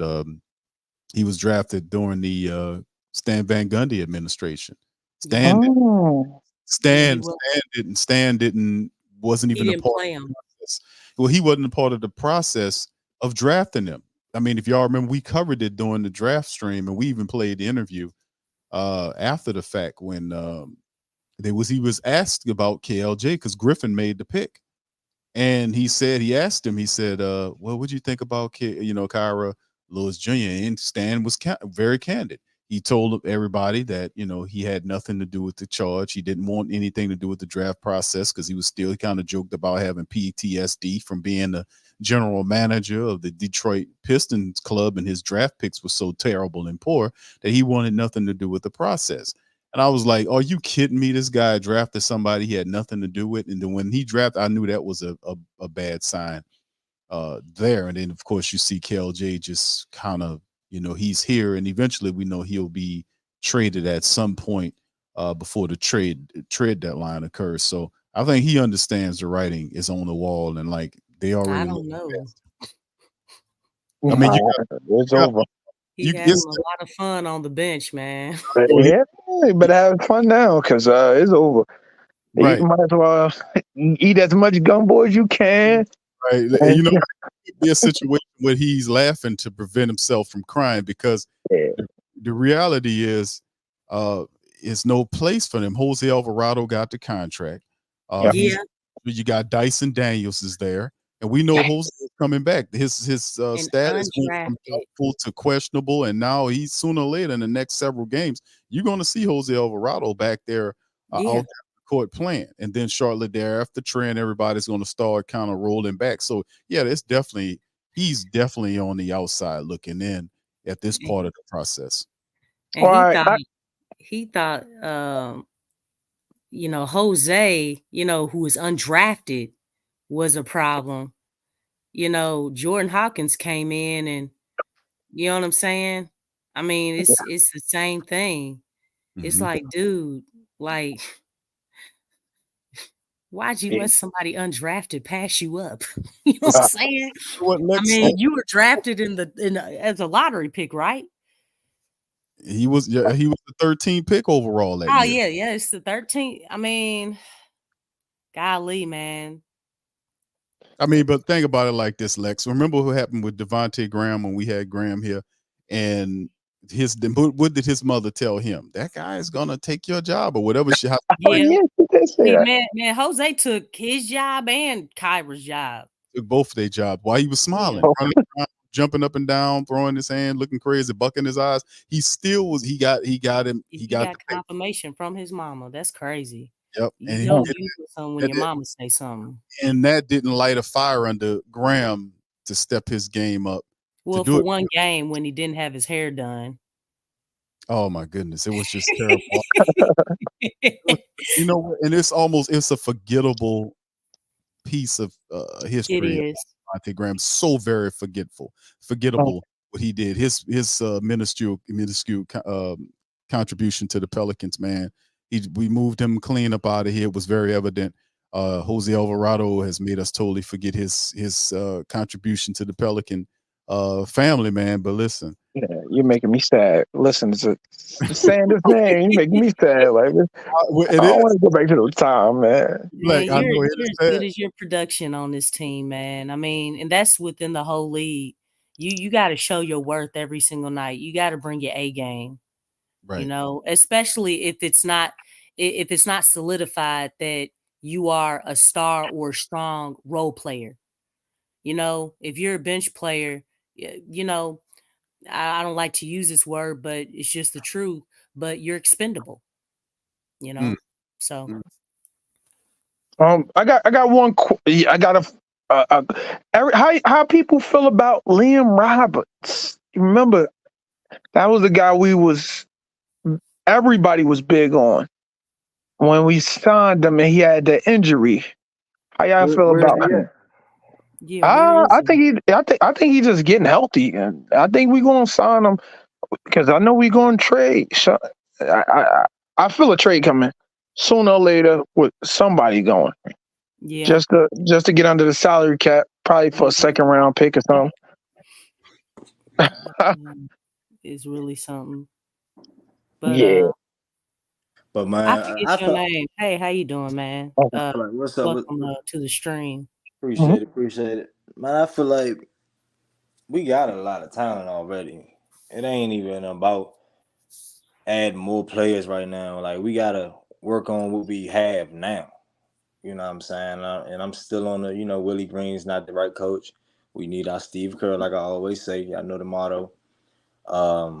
And then I'm glad it got exposed that day when Borrego had his chance to show that. You know what I'm saying? I'm just getting tired of, the press conferences. You're just not seeing, you're not seeing like, Redundancy. the good teams, man. You see it after the game, after they lose, man. It ain't no time for smiling. It ain't like this ain't no team we gotta put the pacifier in the mouth. We got too much talent. Y'all still hear me? Yeah, Yeah. I can hear you now. Yeah, I got a Yeah. call. Yeah, it should be all holding everyone accountable, especially them superstars, man. Take the pacifier out the mouth. Ain't no optimistic. Oh, well, I think he did it great. Or he this and that. Man, forget we didn't do good. We lost. You know what I'm saying? It's time to toughen up, man, and stop with the coaching, man. Man, I was looking at Borrego's whole demeanor. This whole game he was coaching, I loved it. Engaged. You know what I'm saying? Just looked like he knew what he was doing. Willie be looking like he out there on the court and he about to get the game winning shot and he don't want it. Like it just be, He on man. that love doctrine. Yeah, man. We need, man, and I'm glad. I was happy to hear Jay Black say that. He said, "Man, I like Borrego." I'm glad he said that, man, because we do, man. We need another coach. Not saying that Borrego's going to be the answer completely, but we see that it was an upgrade Yeah, it's a massive upgrade. immediately. You know what I'm Hmm. saying? So man, but and Jordan Hawkins, man, we gotta give him the ball more, man. Jesus, I remember I was saying that about Trey Murphy last year. Now we need Jordan Hawkins on the same type of time, and we need to get him the ball more, man. I mean, the dude can put it in the hoop. Give him more shots, please. You know what I'm saying? And Bi, like, I love Bi. He's talented, but boy, do he be making some bonehead decisions sometimes, and all that hero ball stuff, man. You know what I'm saying? Instead of dissecting what's going on and understanding what the defense is giving you, he wants to be the hero. Forget that, man. We trying to win the game, dog. Well, Realize he who has you the got next. support of Willie Green on that as well. Yeah, Yeah, yeah. Always trying to force it. Yeah, forcing it on Bi. Right. But man, it's just Bi got to know who he got. I mean, you got Jordan Hawkins on the court with you, man. Come on, man. Be a baller, be a hooper. Understand what's going on in the moment.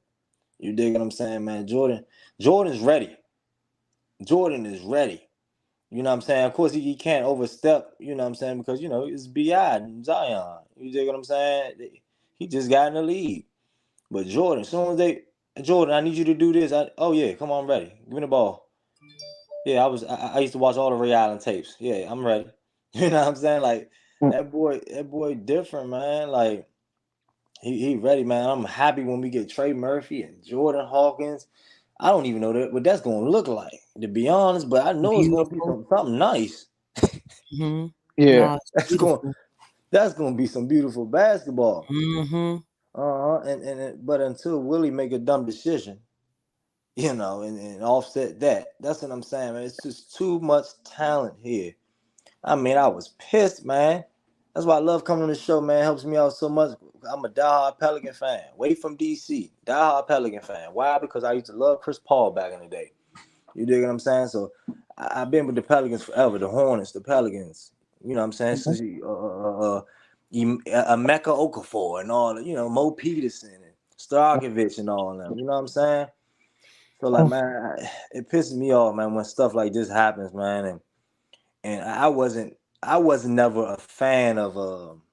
It's funny because Willie Green come under Steve Kerr and Monty Williams. Yeah, Steve Kerr and Monty. But mainly I attach him to Monty. And I do too. I didn't like Monty. I don't know why a lot of people act like they like Monty. I don't know, but I thought we was all on the same page with Monty when we wanted him out the door here. Nah, I like Monty. I don't get it. I thought y'all seen the same thing I was seeing. I mean, the dude almost similar to Willie a little bit sometimes. No, They're not similar. No, they don't. No. Monty did not utilize when he had what's his name? DeAndre. Yeah, DeAndre Ayton. Yeah. He did not utilize DeAndre Ayton well. He used him very horrible. Look at what Willie Green has been doing with Jonas. They both have been struggling, and DeAndre Ayton was the number 1 pick. Not only that, I don't know if you all were familiar with DeAndre Ayton's game. The dude was cold. Yeah. But when you go so long not being utilized properly, look how it affects your game. Look how it affects your career. So I'm definitely with him on that, because Willie has a hard time utilizing the players on this roster the correct way. Yeah. I mean, it's like the same thing with Monty. Fall too far from the tree. Yeah, you be basically. saying that stuff, man. Like, man. And it's affected DeAndre Ayton. And I don't know if you all were familiar with this game, but that dude, like, he had a nice game, and he's a fragment of that. He's a fragment. What you're seeing now, that's not who he should have been. And he didn't have to be like that. And if you watch their games, because I watch a lot of basketball, even like other teams. The Trailblazers? Huh? The Trailblazers, because he a Trailblazer. He playing. Yeah, he's with the Trailblazers. But I'm saying with the Suns, like, they just every time I saw them play, I'm like, golly, they are really misusing this guy. It's not even funny. I think you love big men now. Because DeAndre got exposed, man. I forgot. He got used and abused. I just don't think he was tapped all the way in. Like you said, from him being misused. He was always trying to get out of there. I mean, exposed by who though, and why what? Well, I think he was trying to get his money first, because they didn't feel like he was worth the money. That was the biggest thing, him getting the money. But yeah, he didn't want to be there. Yeah. He's not there. And he did a hell of a job in the finals. When he went to the finals, they lost, but he still did a hell of a job. Hey man, he might, but it don't really like. So he got to the championship. Monty Williams got to the championship. He got. Let me stop right there, but let me stop right there too. And now here's another one I always use. That was Chris Paul's team, and wherever Chris Paul go, they're gonna win, baby. Now go ahead. Okay, they went to the championship. Willie Green, not with this. I don't think Willie Green will get this team to the championship. I got more faith in Monty Williams getting this team to the championship than I have Willie. Willie is not making a lot of decisions, but like with the same team, you think Monty Williams would have got one playoff appearance out of 4 years? I think 4 years now. No, he wouldn't have done. I think this is his third year. This is Willie's third year, right? Oh shoot. I'm not sure. Oh, I had 3 years. Yeah, he's only been here for 3 years. Yes. Okay, then out of 3 years. They would have done no different. I mean, you look at the teams that Monty had, and when he's done with, I mean, he's done nothing really. I mean, other than when he had Chris Paul, Booker He got to the championship. with Chris Paul and Booker and DeAndre Ayton. You had Chris Paul there, you got Booker there, and you had great role players. I mean, they was almost destined. Shit, anybody.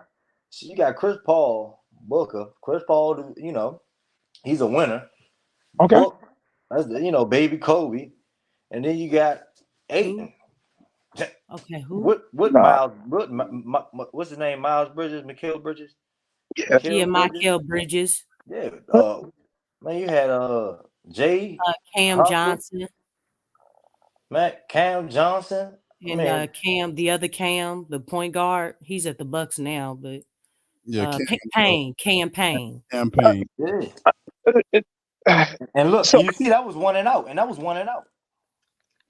That's 1 and out, but they still got there. We never got there. So it's like I'm just making a comparison to comparison. How many years Monty was in? Well, I guess we can't compare because he ain't had as many years. Oh, I'm just let's compare 3 years. But he ain't gonna do it. He's not gonna get us to the finals.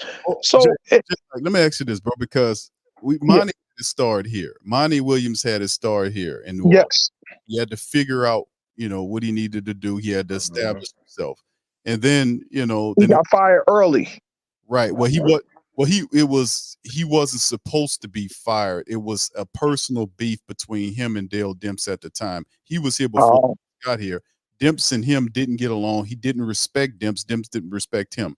Tom Benson told Monty that year that if he got the team to the playoffs, that his job was safe.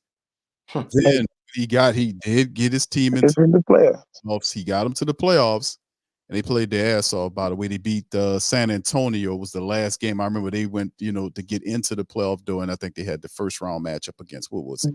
Golden State, and we lost that third game when we was up by 20 when Steph went off. That's when I thought Steph became the legend that Steph was. That started them beating the Pelicans started all of that. Like they from that point on, that's when all that stuff happened, like you said.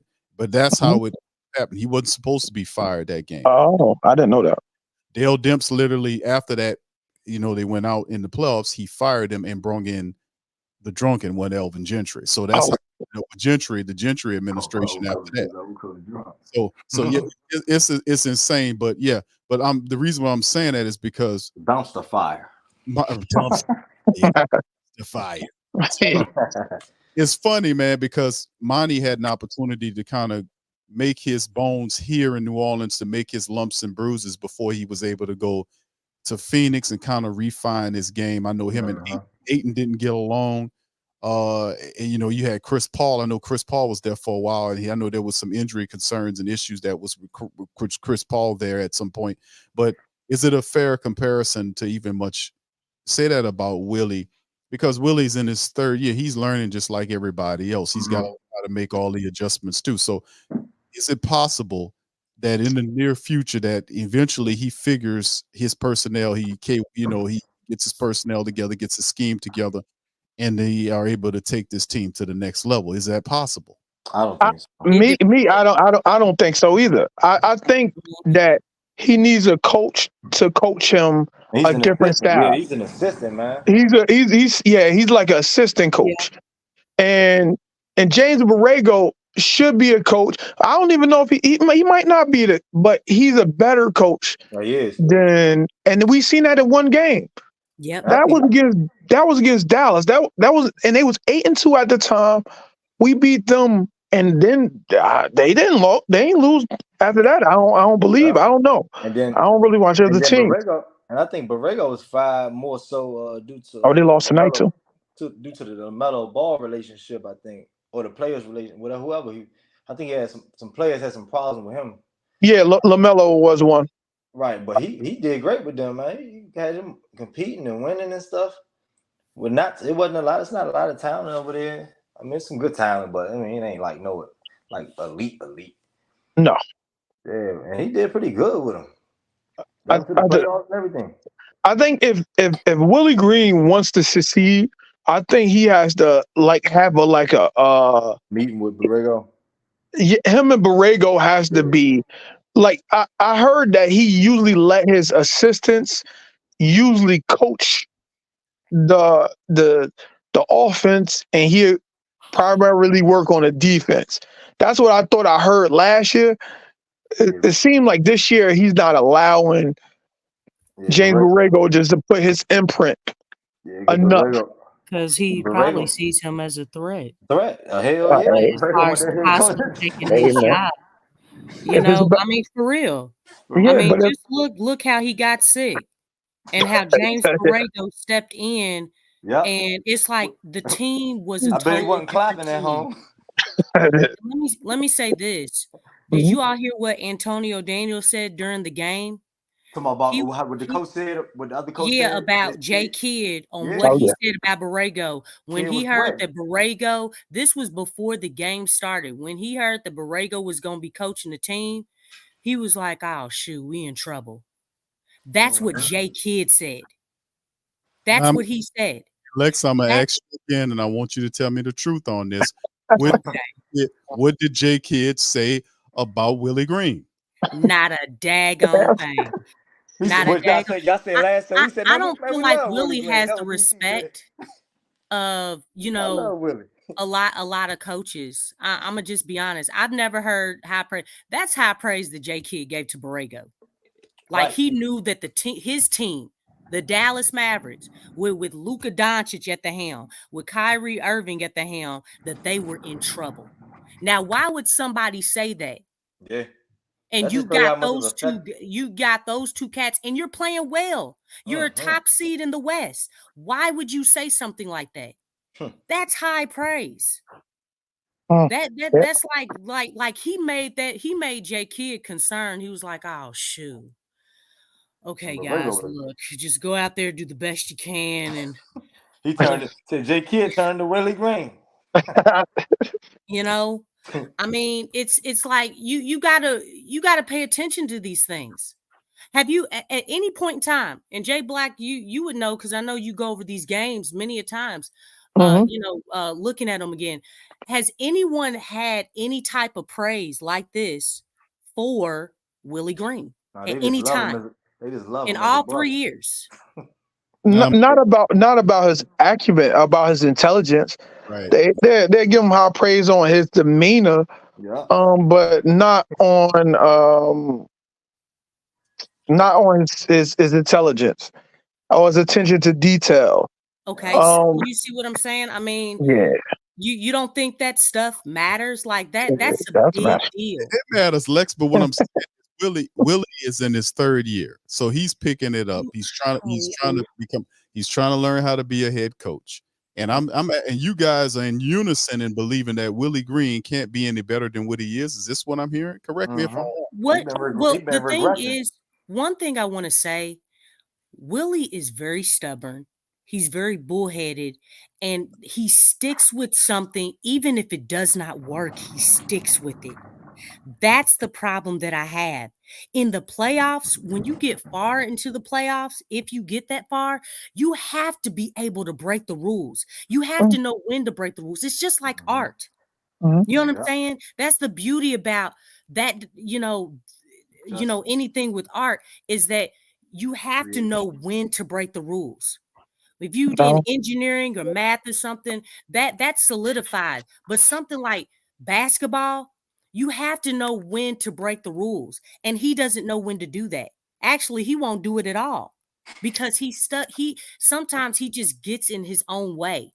And I think really Zion in his presser against the Nuggets after the game, he talked about that. Like sometimes the team they're in the way of themselves. He talked about that. Yeah, but he was talking about believing his teammates though. He was in that aspect because James Borrego wanted them. He from that game before he got them to start believing in their teammates because they got to pass and trust their teammates. So they started passing more. But since Willie came back, they still passing. But it doesn't look the same. Yeah, it It's didn't not look the same. It don't have the same effect. They're not the same intense. They're not the same. He's the originator of the offense. There's a Not difference. not just offense. Look at the defense. Yeah, because it's a ripple effect. Offense, defense. It affects, yeah. It's all hand in hand. Like all that stuff, it affects each other. They can't get into their defense appropriately if they're not doing what they need to do on the offensive end. It is basically that saying sometimes your best defense is your offense. You know, Nah, but James Borrego I'm giving him high praise off of one game. I could say that. Yeah, it's one game. That's what I'm But saying. It's kind of but yeah, you want him to be the coach. I'm just I saying do. things that Willie I is do. struggling with. I think it's I mean, listen, I get it because we've seen a lot from Willie Green to the point where his pressers are all the same. He rarely loses himself or get over emotion. Smiling during losses. I mean, That's something I don't like. well, I mean, I mean, he's from what I've learned and studied about Willie, he's a guy, a man of faith. He's very reserved. That's his and he's been like that for a very long time. And you're absolutely right, Jay Black. When Lex asks you about if anybody talking about his intelligence in terms of his schemes and what he does from a coaching perspective. And me personally, as a head coach, I don't think Willie has, earned it right for somebody to be speaking to him like they would do a James Borrego, who's created something that's very unique. So he's bringing James Borrego here to run Borrego's offense. So I think it fits that Borrego, number one, it's a breath of fresh air as opposed to hearing Willie over and over again. Number two, it's Borrego's own offense that he's running, that he's using, where it's a lot of movement, and Willie's bringing him in to do that. So, I mean, I don't know if I wouldn't say Willie's threatened by that, but at the end of the day, I still think there's some room for Willie Green to grow as 3 years. It's definitely some room for him to grow. And talking championships right now. Not championship though. No, right. We ain't talking championships right now, but ultimately the team has to be able to kind of gel and grow. We got people that's banged up. They are playing better than what they were. Listen, 3 games ago, prior to these last 3 games that we've seen the Pelicans play, that just wasn't cutting it. But these last games, when they really doing these last 3 games, they've really been putting on some effort here to play, and they should have beat Minnesota tonight to be 3. So, like I said, I can respect the energy and the flow, and it happened when Borrego came in when Willie was out being sick, however the case may be. But I still think, and I'm not being I think it's beyond the love doctrine. I just think Willie Green is a dude that's learning just like everybody else to try to get this stuff together. But I tell you one damn thing. Once they get all these guys back, you got a 10-deep team with guys that know each other, that love being on the court together and playing together. They fit together, and it's just going to be phenomenal watching it. So I'm not talking championships right now. I think ultimately he has to grow into that. But go ahead. What Lex, you wanted to say, or Jay Black, which one of y'all wanted to jump in there? So when we played Dallas, I keep going back to it, is because we played against Luka and Kyrie, and I was saying that a game before that, I was like, or a week before that, is that we had problems against dynamic guards. And obviously he solved the problem instantly. As soon as we played them, even though Herb came back, if Herb was playing with Willie Green as the coach, they would have had Herb playing Luka Doncic, and they would have started Jayhawk. They would have started Jayhawk. So they'd have had a defensive player, and they'd have had offensive player playing Kyrie, so we could keep up with them on points. Instead of having 2 defensive guys, slow them down, and then you bring in your shooting team in and just shoot them off the court. And that's what we did. As soon as the second unit came in, they playing against backups, and they used to playing against starters. Oh no, they gonna smoke them. They gonna smoke them. They gonna smoke them easily. But he didn't make that adjustment. Like, he ain't make those adjustments. He ain't make the Valanciunas playing Derrick Jones. He ain't do that. James Borrego did that. And he still didn't do he ain't changed nothing other than that. You mean Lively, Jay Black? No. Herb was on Jay Lively. Herb was on Lively. Yeah. That he took Herb off of Doncic and Kyrie and put him on But Lively. Lively. Mm. So when they do a screen and roll, now you doing your screen and roll usually with your center. So what they did is now you got Herb coming as a trapper, or he comes and get back to his man because Lively is not no post threat. He don't score floaters or nothing. He's just a rim runner for Yeah. alley oops, and they don't prioritize him. They prioritize Luka and Kyrie, and they try to get screens all day. So he eliminated their screen and roll. They pick and roll, and y'all ain't heard nothing about their pick and roll. Kyrie Yeah. had 17 points, and Luka had 16 points. When you ever hear that? Luka always averaging 30. Yeah. That's true. Good point, J Black. Come on, man. It just boggles my mind that one game is really important because they was 8-2. That's in and And see that was some really good adjustments right there. Really good adjustments. Simple adjustments. You know, I mean, and it contributed to winning plays and ultimately winning the game. You know, and that's all we want, man. I mean, that's what this thing is Are about. y'all still alive? Oh, wait. Yeah, DJ, you here? DJ, you back? welcome Yeah, back. I'm back. I didn't know y'all still alive, though. It's You good are thing so you funny. good thing you had your mic turned off there, brother. Muted. Fact, real fact. What I miss? Oh Lord Jesus. Everything, bro. Oh, man. DJ, we was talking about the 12th player on the team, man, and Yeah. missed your insight on that, brother. How you think Zeller did tonight, bro? Nice. What? I Stop mean, to be honest with you, it. I don't even know why we got him. To be honest with you, I mean, you got Larry Nance 30, 31, 32, something like that in that range. You got Jonas, he 30 something years old. You got CJ 30. Cody's a nice I back. mean, He ain't play bad. Yeah, he don't never play bad. He come from Miami Heat, baby. He know what he's doing, man. I just think we need a better backup or another center besides Cody Zeller. Yeah, no, you're right. Oh, DJ, you want to be advocating for these characters. Yeah. Yeah, you sure Who we should go and get? Oh, Jay Black, don't do that. You always ask that question. You always say, come on. Bobo. Every time we trying to did you say Bobo? You want Liam Robbins? Go get Bobo. Oh, Bobo. Oh, wait. Yeah. Who's the dude that was in Summer League? That's Liam. That You big talking man. about Trey Jemison? Trey Jemison. Yeah. He work. Yeah, he do be working. Yeah. You can get him.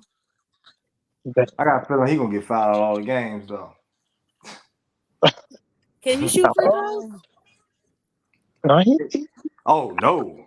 I don't remember that. I didn't remember his free throw, but I know boy, he be hustling. That Getting man rebounds. strictly he's a football playing basketball. He cannot shoot free throws. I don't say that. That's what they be saying about Zion, man. What about what if we can trade for DeAndre Jordan or something like that? DeAndre Jordan. No, he's a key piece for the Portland Trailblazers. Yeah, And don't say he played for Dallas Mavericks. He played in the Nuggets. He played for the Nuggets. He back up Joker. Oh, well. Oh, you said Jordan. I thought Yeah, DeAndre Jordan. Oh, okay, my bad. Yeah. Nah, Robert Williams because he's hurt. Yeah, we don't need no DeAndre Jordan. I was just joking, but we don't need none of them guys. we don't need none of them guys. What are some of the things we should do to win the next game against who we playing? Sacramento. Got 2 games straight with that J Black. Green today of rest. I'll tell you what we can do. Do like we did Anthony Edwards. Get him fouled out. I mean, they still I won. still won. Yeah, we gotta. I want to win. I don't want to be on the we losing side. we ain't trying to foul people out. We trying to win the game. Who we should get fouled out? Well, Fox yeah, I'm or thinking we did it tonight. So That's a typical J Black question right Oh, there. that's oh, who should foul out? man, stop it, Jay Black, man. All right. All right. Man.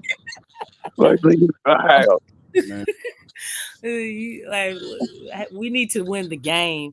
I don't care who gets fouled out. Look, I would love for all their players to be. I want to be a full a team to be at full strength when the Pels beat them, because that's only gonna make us better. I don't. I don't. But if somebody does well, get Lex, fouled out, I'm I not mean, against it. You know, well, but Lex, I'm not really worried about that because imagine having, hear me out. Imagine having CJ when he come back, J-Hawk, uh, B.I., Trey Murphy, and That's Zion. 4. So who's the Maybe center? maybe number 50. I don't know his name yet, but he looked like he was stretched the floor coming too. back on Monday. James Earl. Yeah, Robinson. James yeah. Robinson Earl. Imagine having them guys on the Robinson back Earl. Oh, Yeah. So not nothing. You can't double nobody. So and CJ he like to cook. So it's either you gonna play man. I mean you can't double nobody if you got all them players on the court. And then Zion he driving and dishing out. So it's like it's either you gonna take the 2 or you gonna give up the 3. Which one? I think we could do that without BR. Because we could do that against the second unit. I don't want to do that against no starting unit. A starting unit, nah, because they have too many advantages they could get on us defensively. So then who is the center? Who we playing defensively? Who's the rebounder? Like, are they gonna do team rebounding? Are we gonna run zones? There's a lot of things that comes with that. But offensively, we'll look amazing. But I just think Trey, you got Matt Ryan, you got Jordan Hawkins, you got CJ, Najee hitting threes. He hitting a lot of threes at a high clip. Yeah, his shooting is really better. Yeah, it looks a lot better. Yeah, it's beautiful. So I just think with the backup unit, yeah, we could do that against most teams, but not against a starting unit. Not with like any start. Not we could probably do it against Sacramento, but we don't got all those players back. So that's all. Like we'll be talking about hopes and stuff, and we don't got them guys back right now. We play the Kings on Monday, right? The 20th. Yeah, Monday. Monday. And that's going to be the second of a back-to-back for them. But definitely, like, we need to get this win against them. Monday and Wednesday. Yeah, Monday and Wednesday. Yeah. We first of all, we got to bring the energy. That energy is our driving force to really execute that defensive running game plan. We got the backcourt. We got to be disciplined on that end.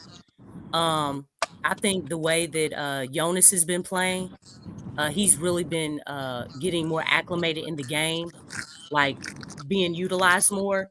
If we can challenge him just like we did again, challenging him with Jokic, with Sabonis, I think that would really help because, I mean, he did work Jokic, even though Jokic did have a triple double. JV did do a better job of making him work on both ends. I mean, he had 22 points, in that game, so Jokic did have to guard him. But I think he has to do that same thing against Sabonis. And if he can kind of cancel like, just cancel out Sabonis's production, Zion, nobody's going to be able to guard him. I think, definitely Zion wins that matchup. I don't think they have the strongest front court like other teams. But really their driving force is their backcourt. Um, and really just we got to outplay these guys. And then when the bench, they have a really solid bench. Guys come in, energy guys. Especially with Malik Monk. I think he's probably like the driving force of that second unit. But when that second unit comes in, we have to make sure that Malik Monk is not just having his way out there, but definitely just sticking to the identity of this team and playing with a lot of energy, at least matching or playing with more, because that's the only way we're gonna beat this team. De'Aaron Fox, he's gonna be a tough cover, but if we can force the rest of the team to make plays, to make shots, um, and just kind of make it difficult for De'Aaron Fox, I think that's definitely how we'll beat them. Yeah, that's the whole the mix to it right there. The rub is Fox, man, and you mentioned Monk. Those guys play well. Harrison Barnes is another guy that you have to look out for. The dude is just he has I don't know some type of weird skill set that kills the Pelicans. Man, he plays some of his best basketball against the Pelicans. It never fails. And of course, Sabonis is also a beast, and this team is pretty formidable. So once again, we got a couple of games to deal with them next week that we, before we stop our 6-game home stand that we had here, which is a very unique stand we had. But eventually we have to close out with, I would like to get both of these games, to be honest with you, man. I want to hit the road on that winning streak, man. We just got to keep pressing. So anyway, we're gonna give I guess DJ or Jay Black an opportunity to kind of give their final thoughts before we get ready to close the stream down. I'd like to give a shout out to all of the family members that joined us tonight for the Pelican postgame report. Pels fall short to Timberwolves 121-120 for them to get it off their chest. Melanin God, you're wrong for that, for saying Willie could grow into a fungus. You're wrong for that, brother. Not a good thing to say about the man that created the doctrine of love, bro. It's only been 3 years in with Willie. And that, see that's Lex, not a supporter of we need to go to a whole nother gear, a whole nother level. I'm just saying. Of tough love. Okay, I got you. Take it higher. Take it higher. Higher. There you go. There you go. But yeah, man, that's the thing we talking about, Willie. And listen, I like Willie Green. I think the team is where it's supposed to be, honestly, fam. And I think we see that we'll get Jose Alvarado back really soon. He'll be back. We know the timeline for Trey Murphy. And people looking at the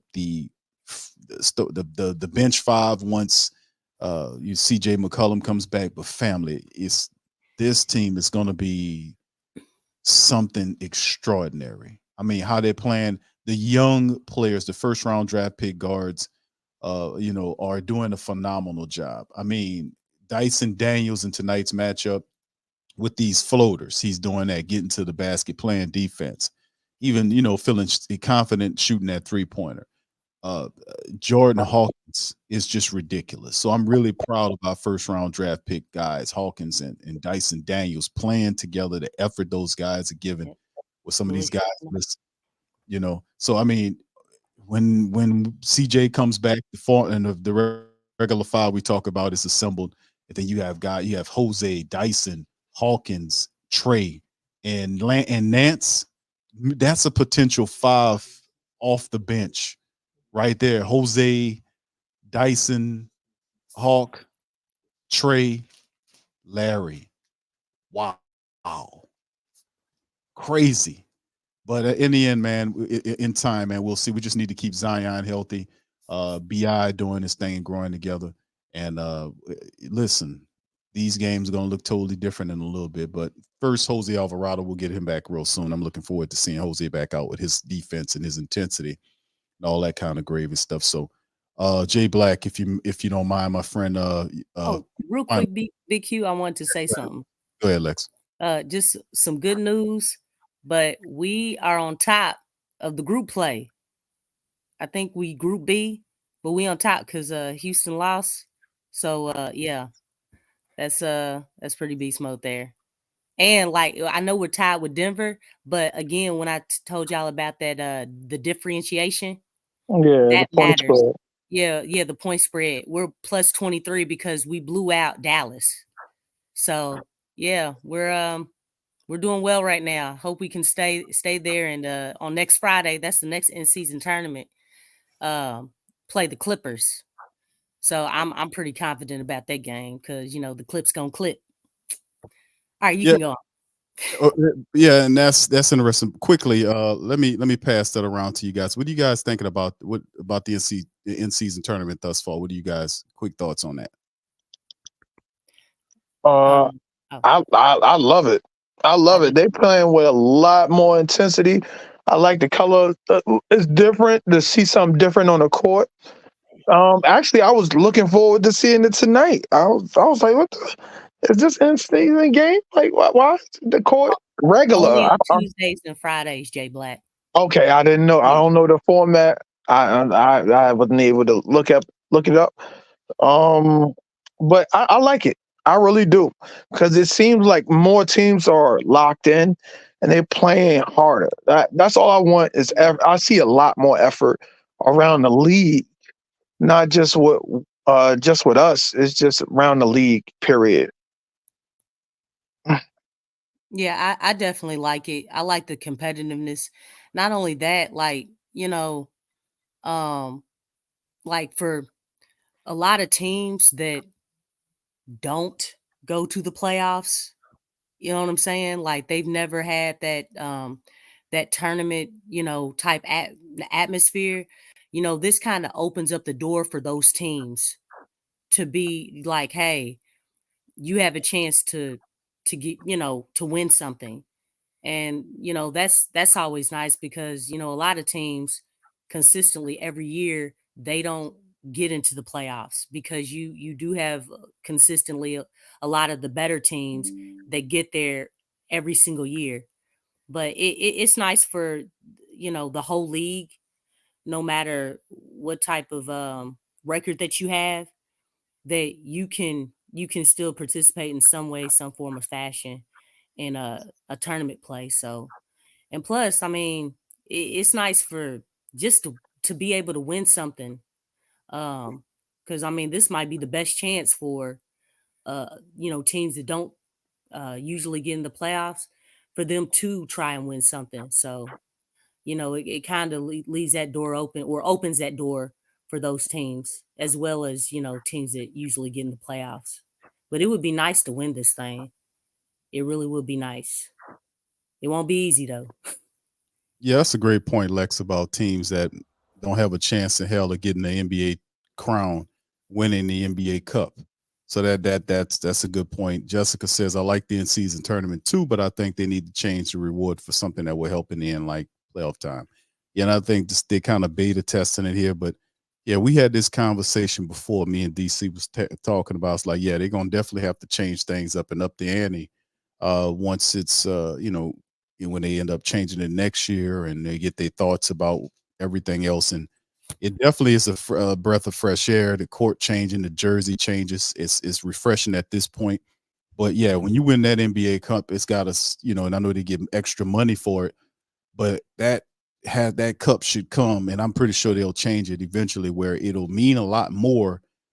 Like if perhaps some kind of way it can come with some type of postseason berth, or depending with certain I guess with certain restrictions to it. Like you win the cup, and I mean we'll work it out, and they'll probably kind of maul it about and throw it around and see what sticks. But some kind of way they got to attach the NBA Cup winner with a potential playoff berth.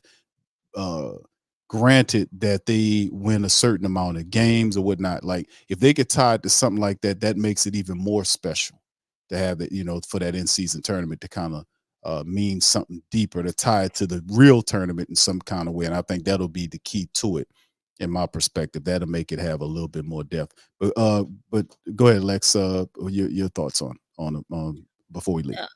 I think another thing is that this is the very first one.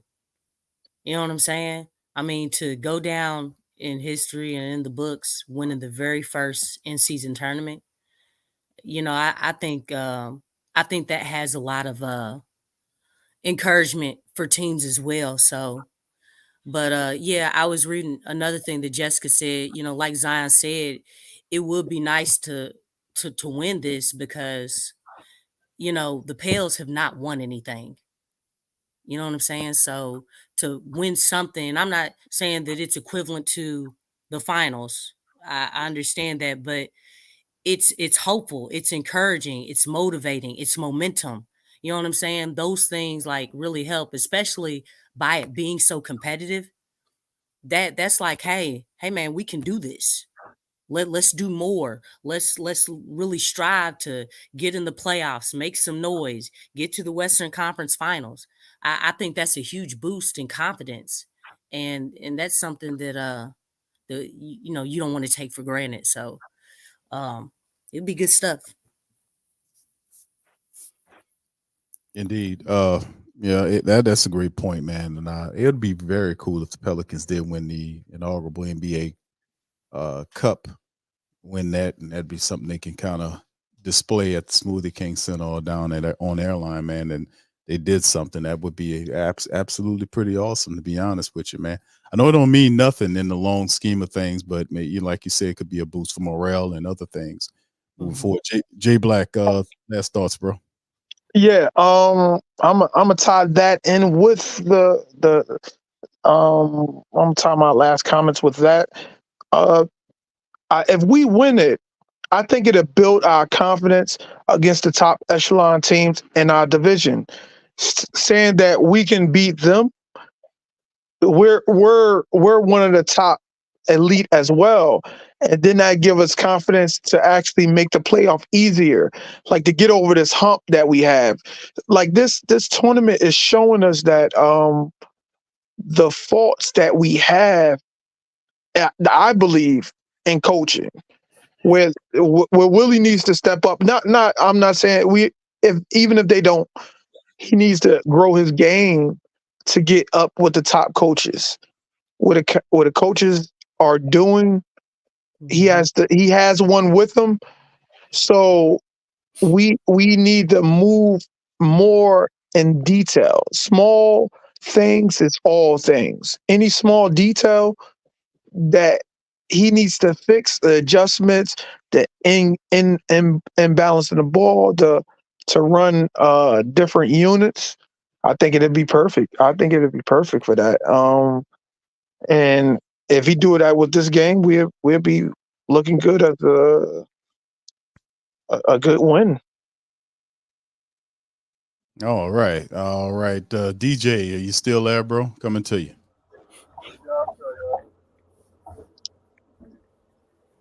You hear me? Yeah, you're real low, bro. All right, hold on. Phone is disconnected. You can hear me? Yeah, a lot better. All right, bad. Well, like I said, we played in Sacramento Monday. Keep the ball moving, hit your free throws. Play within yourselves. That's the key victory. Play within yourselves. Get some good rest. Just came off a half of a 6-game game within this week. The 2 games that I went to, they both won, so shout out to me.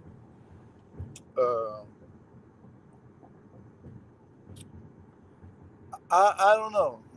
This, like I said, we can't really say nothing because everybody is still either injured or coming back off an injury. So talk to me, not talk to me, literally, but y'all talk to me when everybody healthy, and we'll see how this team is gonna go. But with that being said, like, comment, and subscribe. We are the Pelicans Nation. Wait, let me rephrase that. We are the Pelicans Nation. We are a Pelican family. So please hit the like button, share the show. Make sure your brothers and sisters and aunties and grandmas subscribe. You know what I'm saying? We need to get some subscribers in here. But with that being said, if anybody says something to your Pelicans, you tell them in a Jayhawk voice to get the flock out of here and go flock yourself. In the Jayhawk voice. Before we get off, shout out to my man DC, bro. Shout out to my man DC. All right. Much love to the fam, man. I appreciate all of y'all for joining in on this episode of the Pelican Post Game Report. Leave it to DJ to close the show in style, man. So I'm gonna holler at y'all on the flip side. Much love and go Pels. Go Pels. Peace, y'all. Show us the edge. Yes. The chip on the shoulders, the fight and the passion that comes from within. Whoa. Try to win on every level. Yeah. Expectations high. Gotta show them you can fly. Play harder, better, smarter. Baby, put the league on notice. Show me the edge, yeah. Play with the edge, yeah. Show me the edge, yeah. Play with the edge, yeah. Show me the edge, yeah. Show me the edge, yeah. Whoa, done seen the walk of shame enough. Wanna see the walk of winning, time to come up and bring out the outlook. Don't every play, every possession. How bad you want it, love, you want it all. This ain't a blood on blood, built for something greater. Attacking all obstacles, coming for the ring, my precious. You got the juice, the will, the heart, the fire. Show them the proof, show them that it shall be done. Show me the edge, yeah. Play with the edge, yeah. Show me the edge, yeah.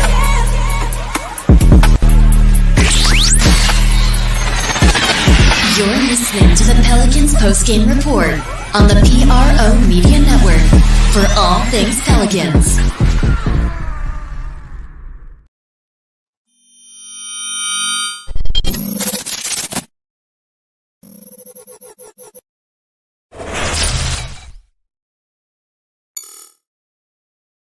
TheWhoThatDaily.com. That's right, TheWhoThatDaily.com. Your one-stop shop for everything New Orleans Saints, New Orleans Pelicans, LSU Tigers, even the top flight boxing news. So if you're a Who That and you're looking for a place to stay up on your team, WhoThatDaily.com is your site. TheWhoThatDaily.com for the sport Who That in all of us.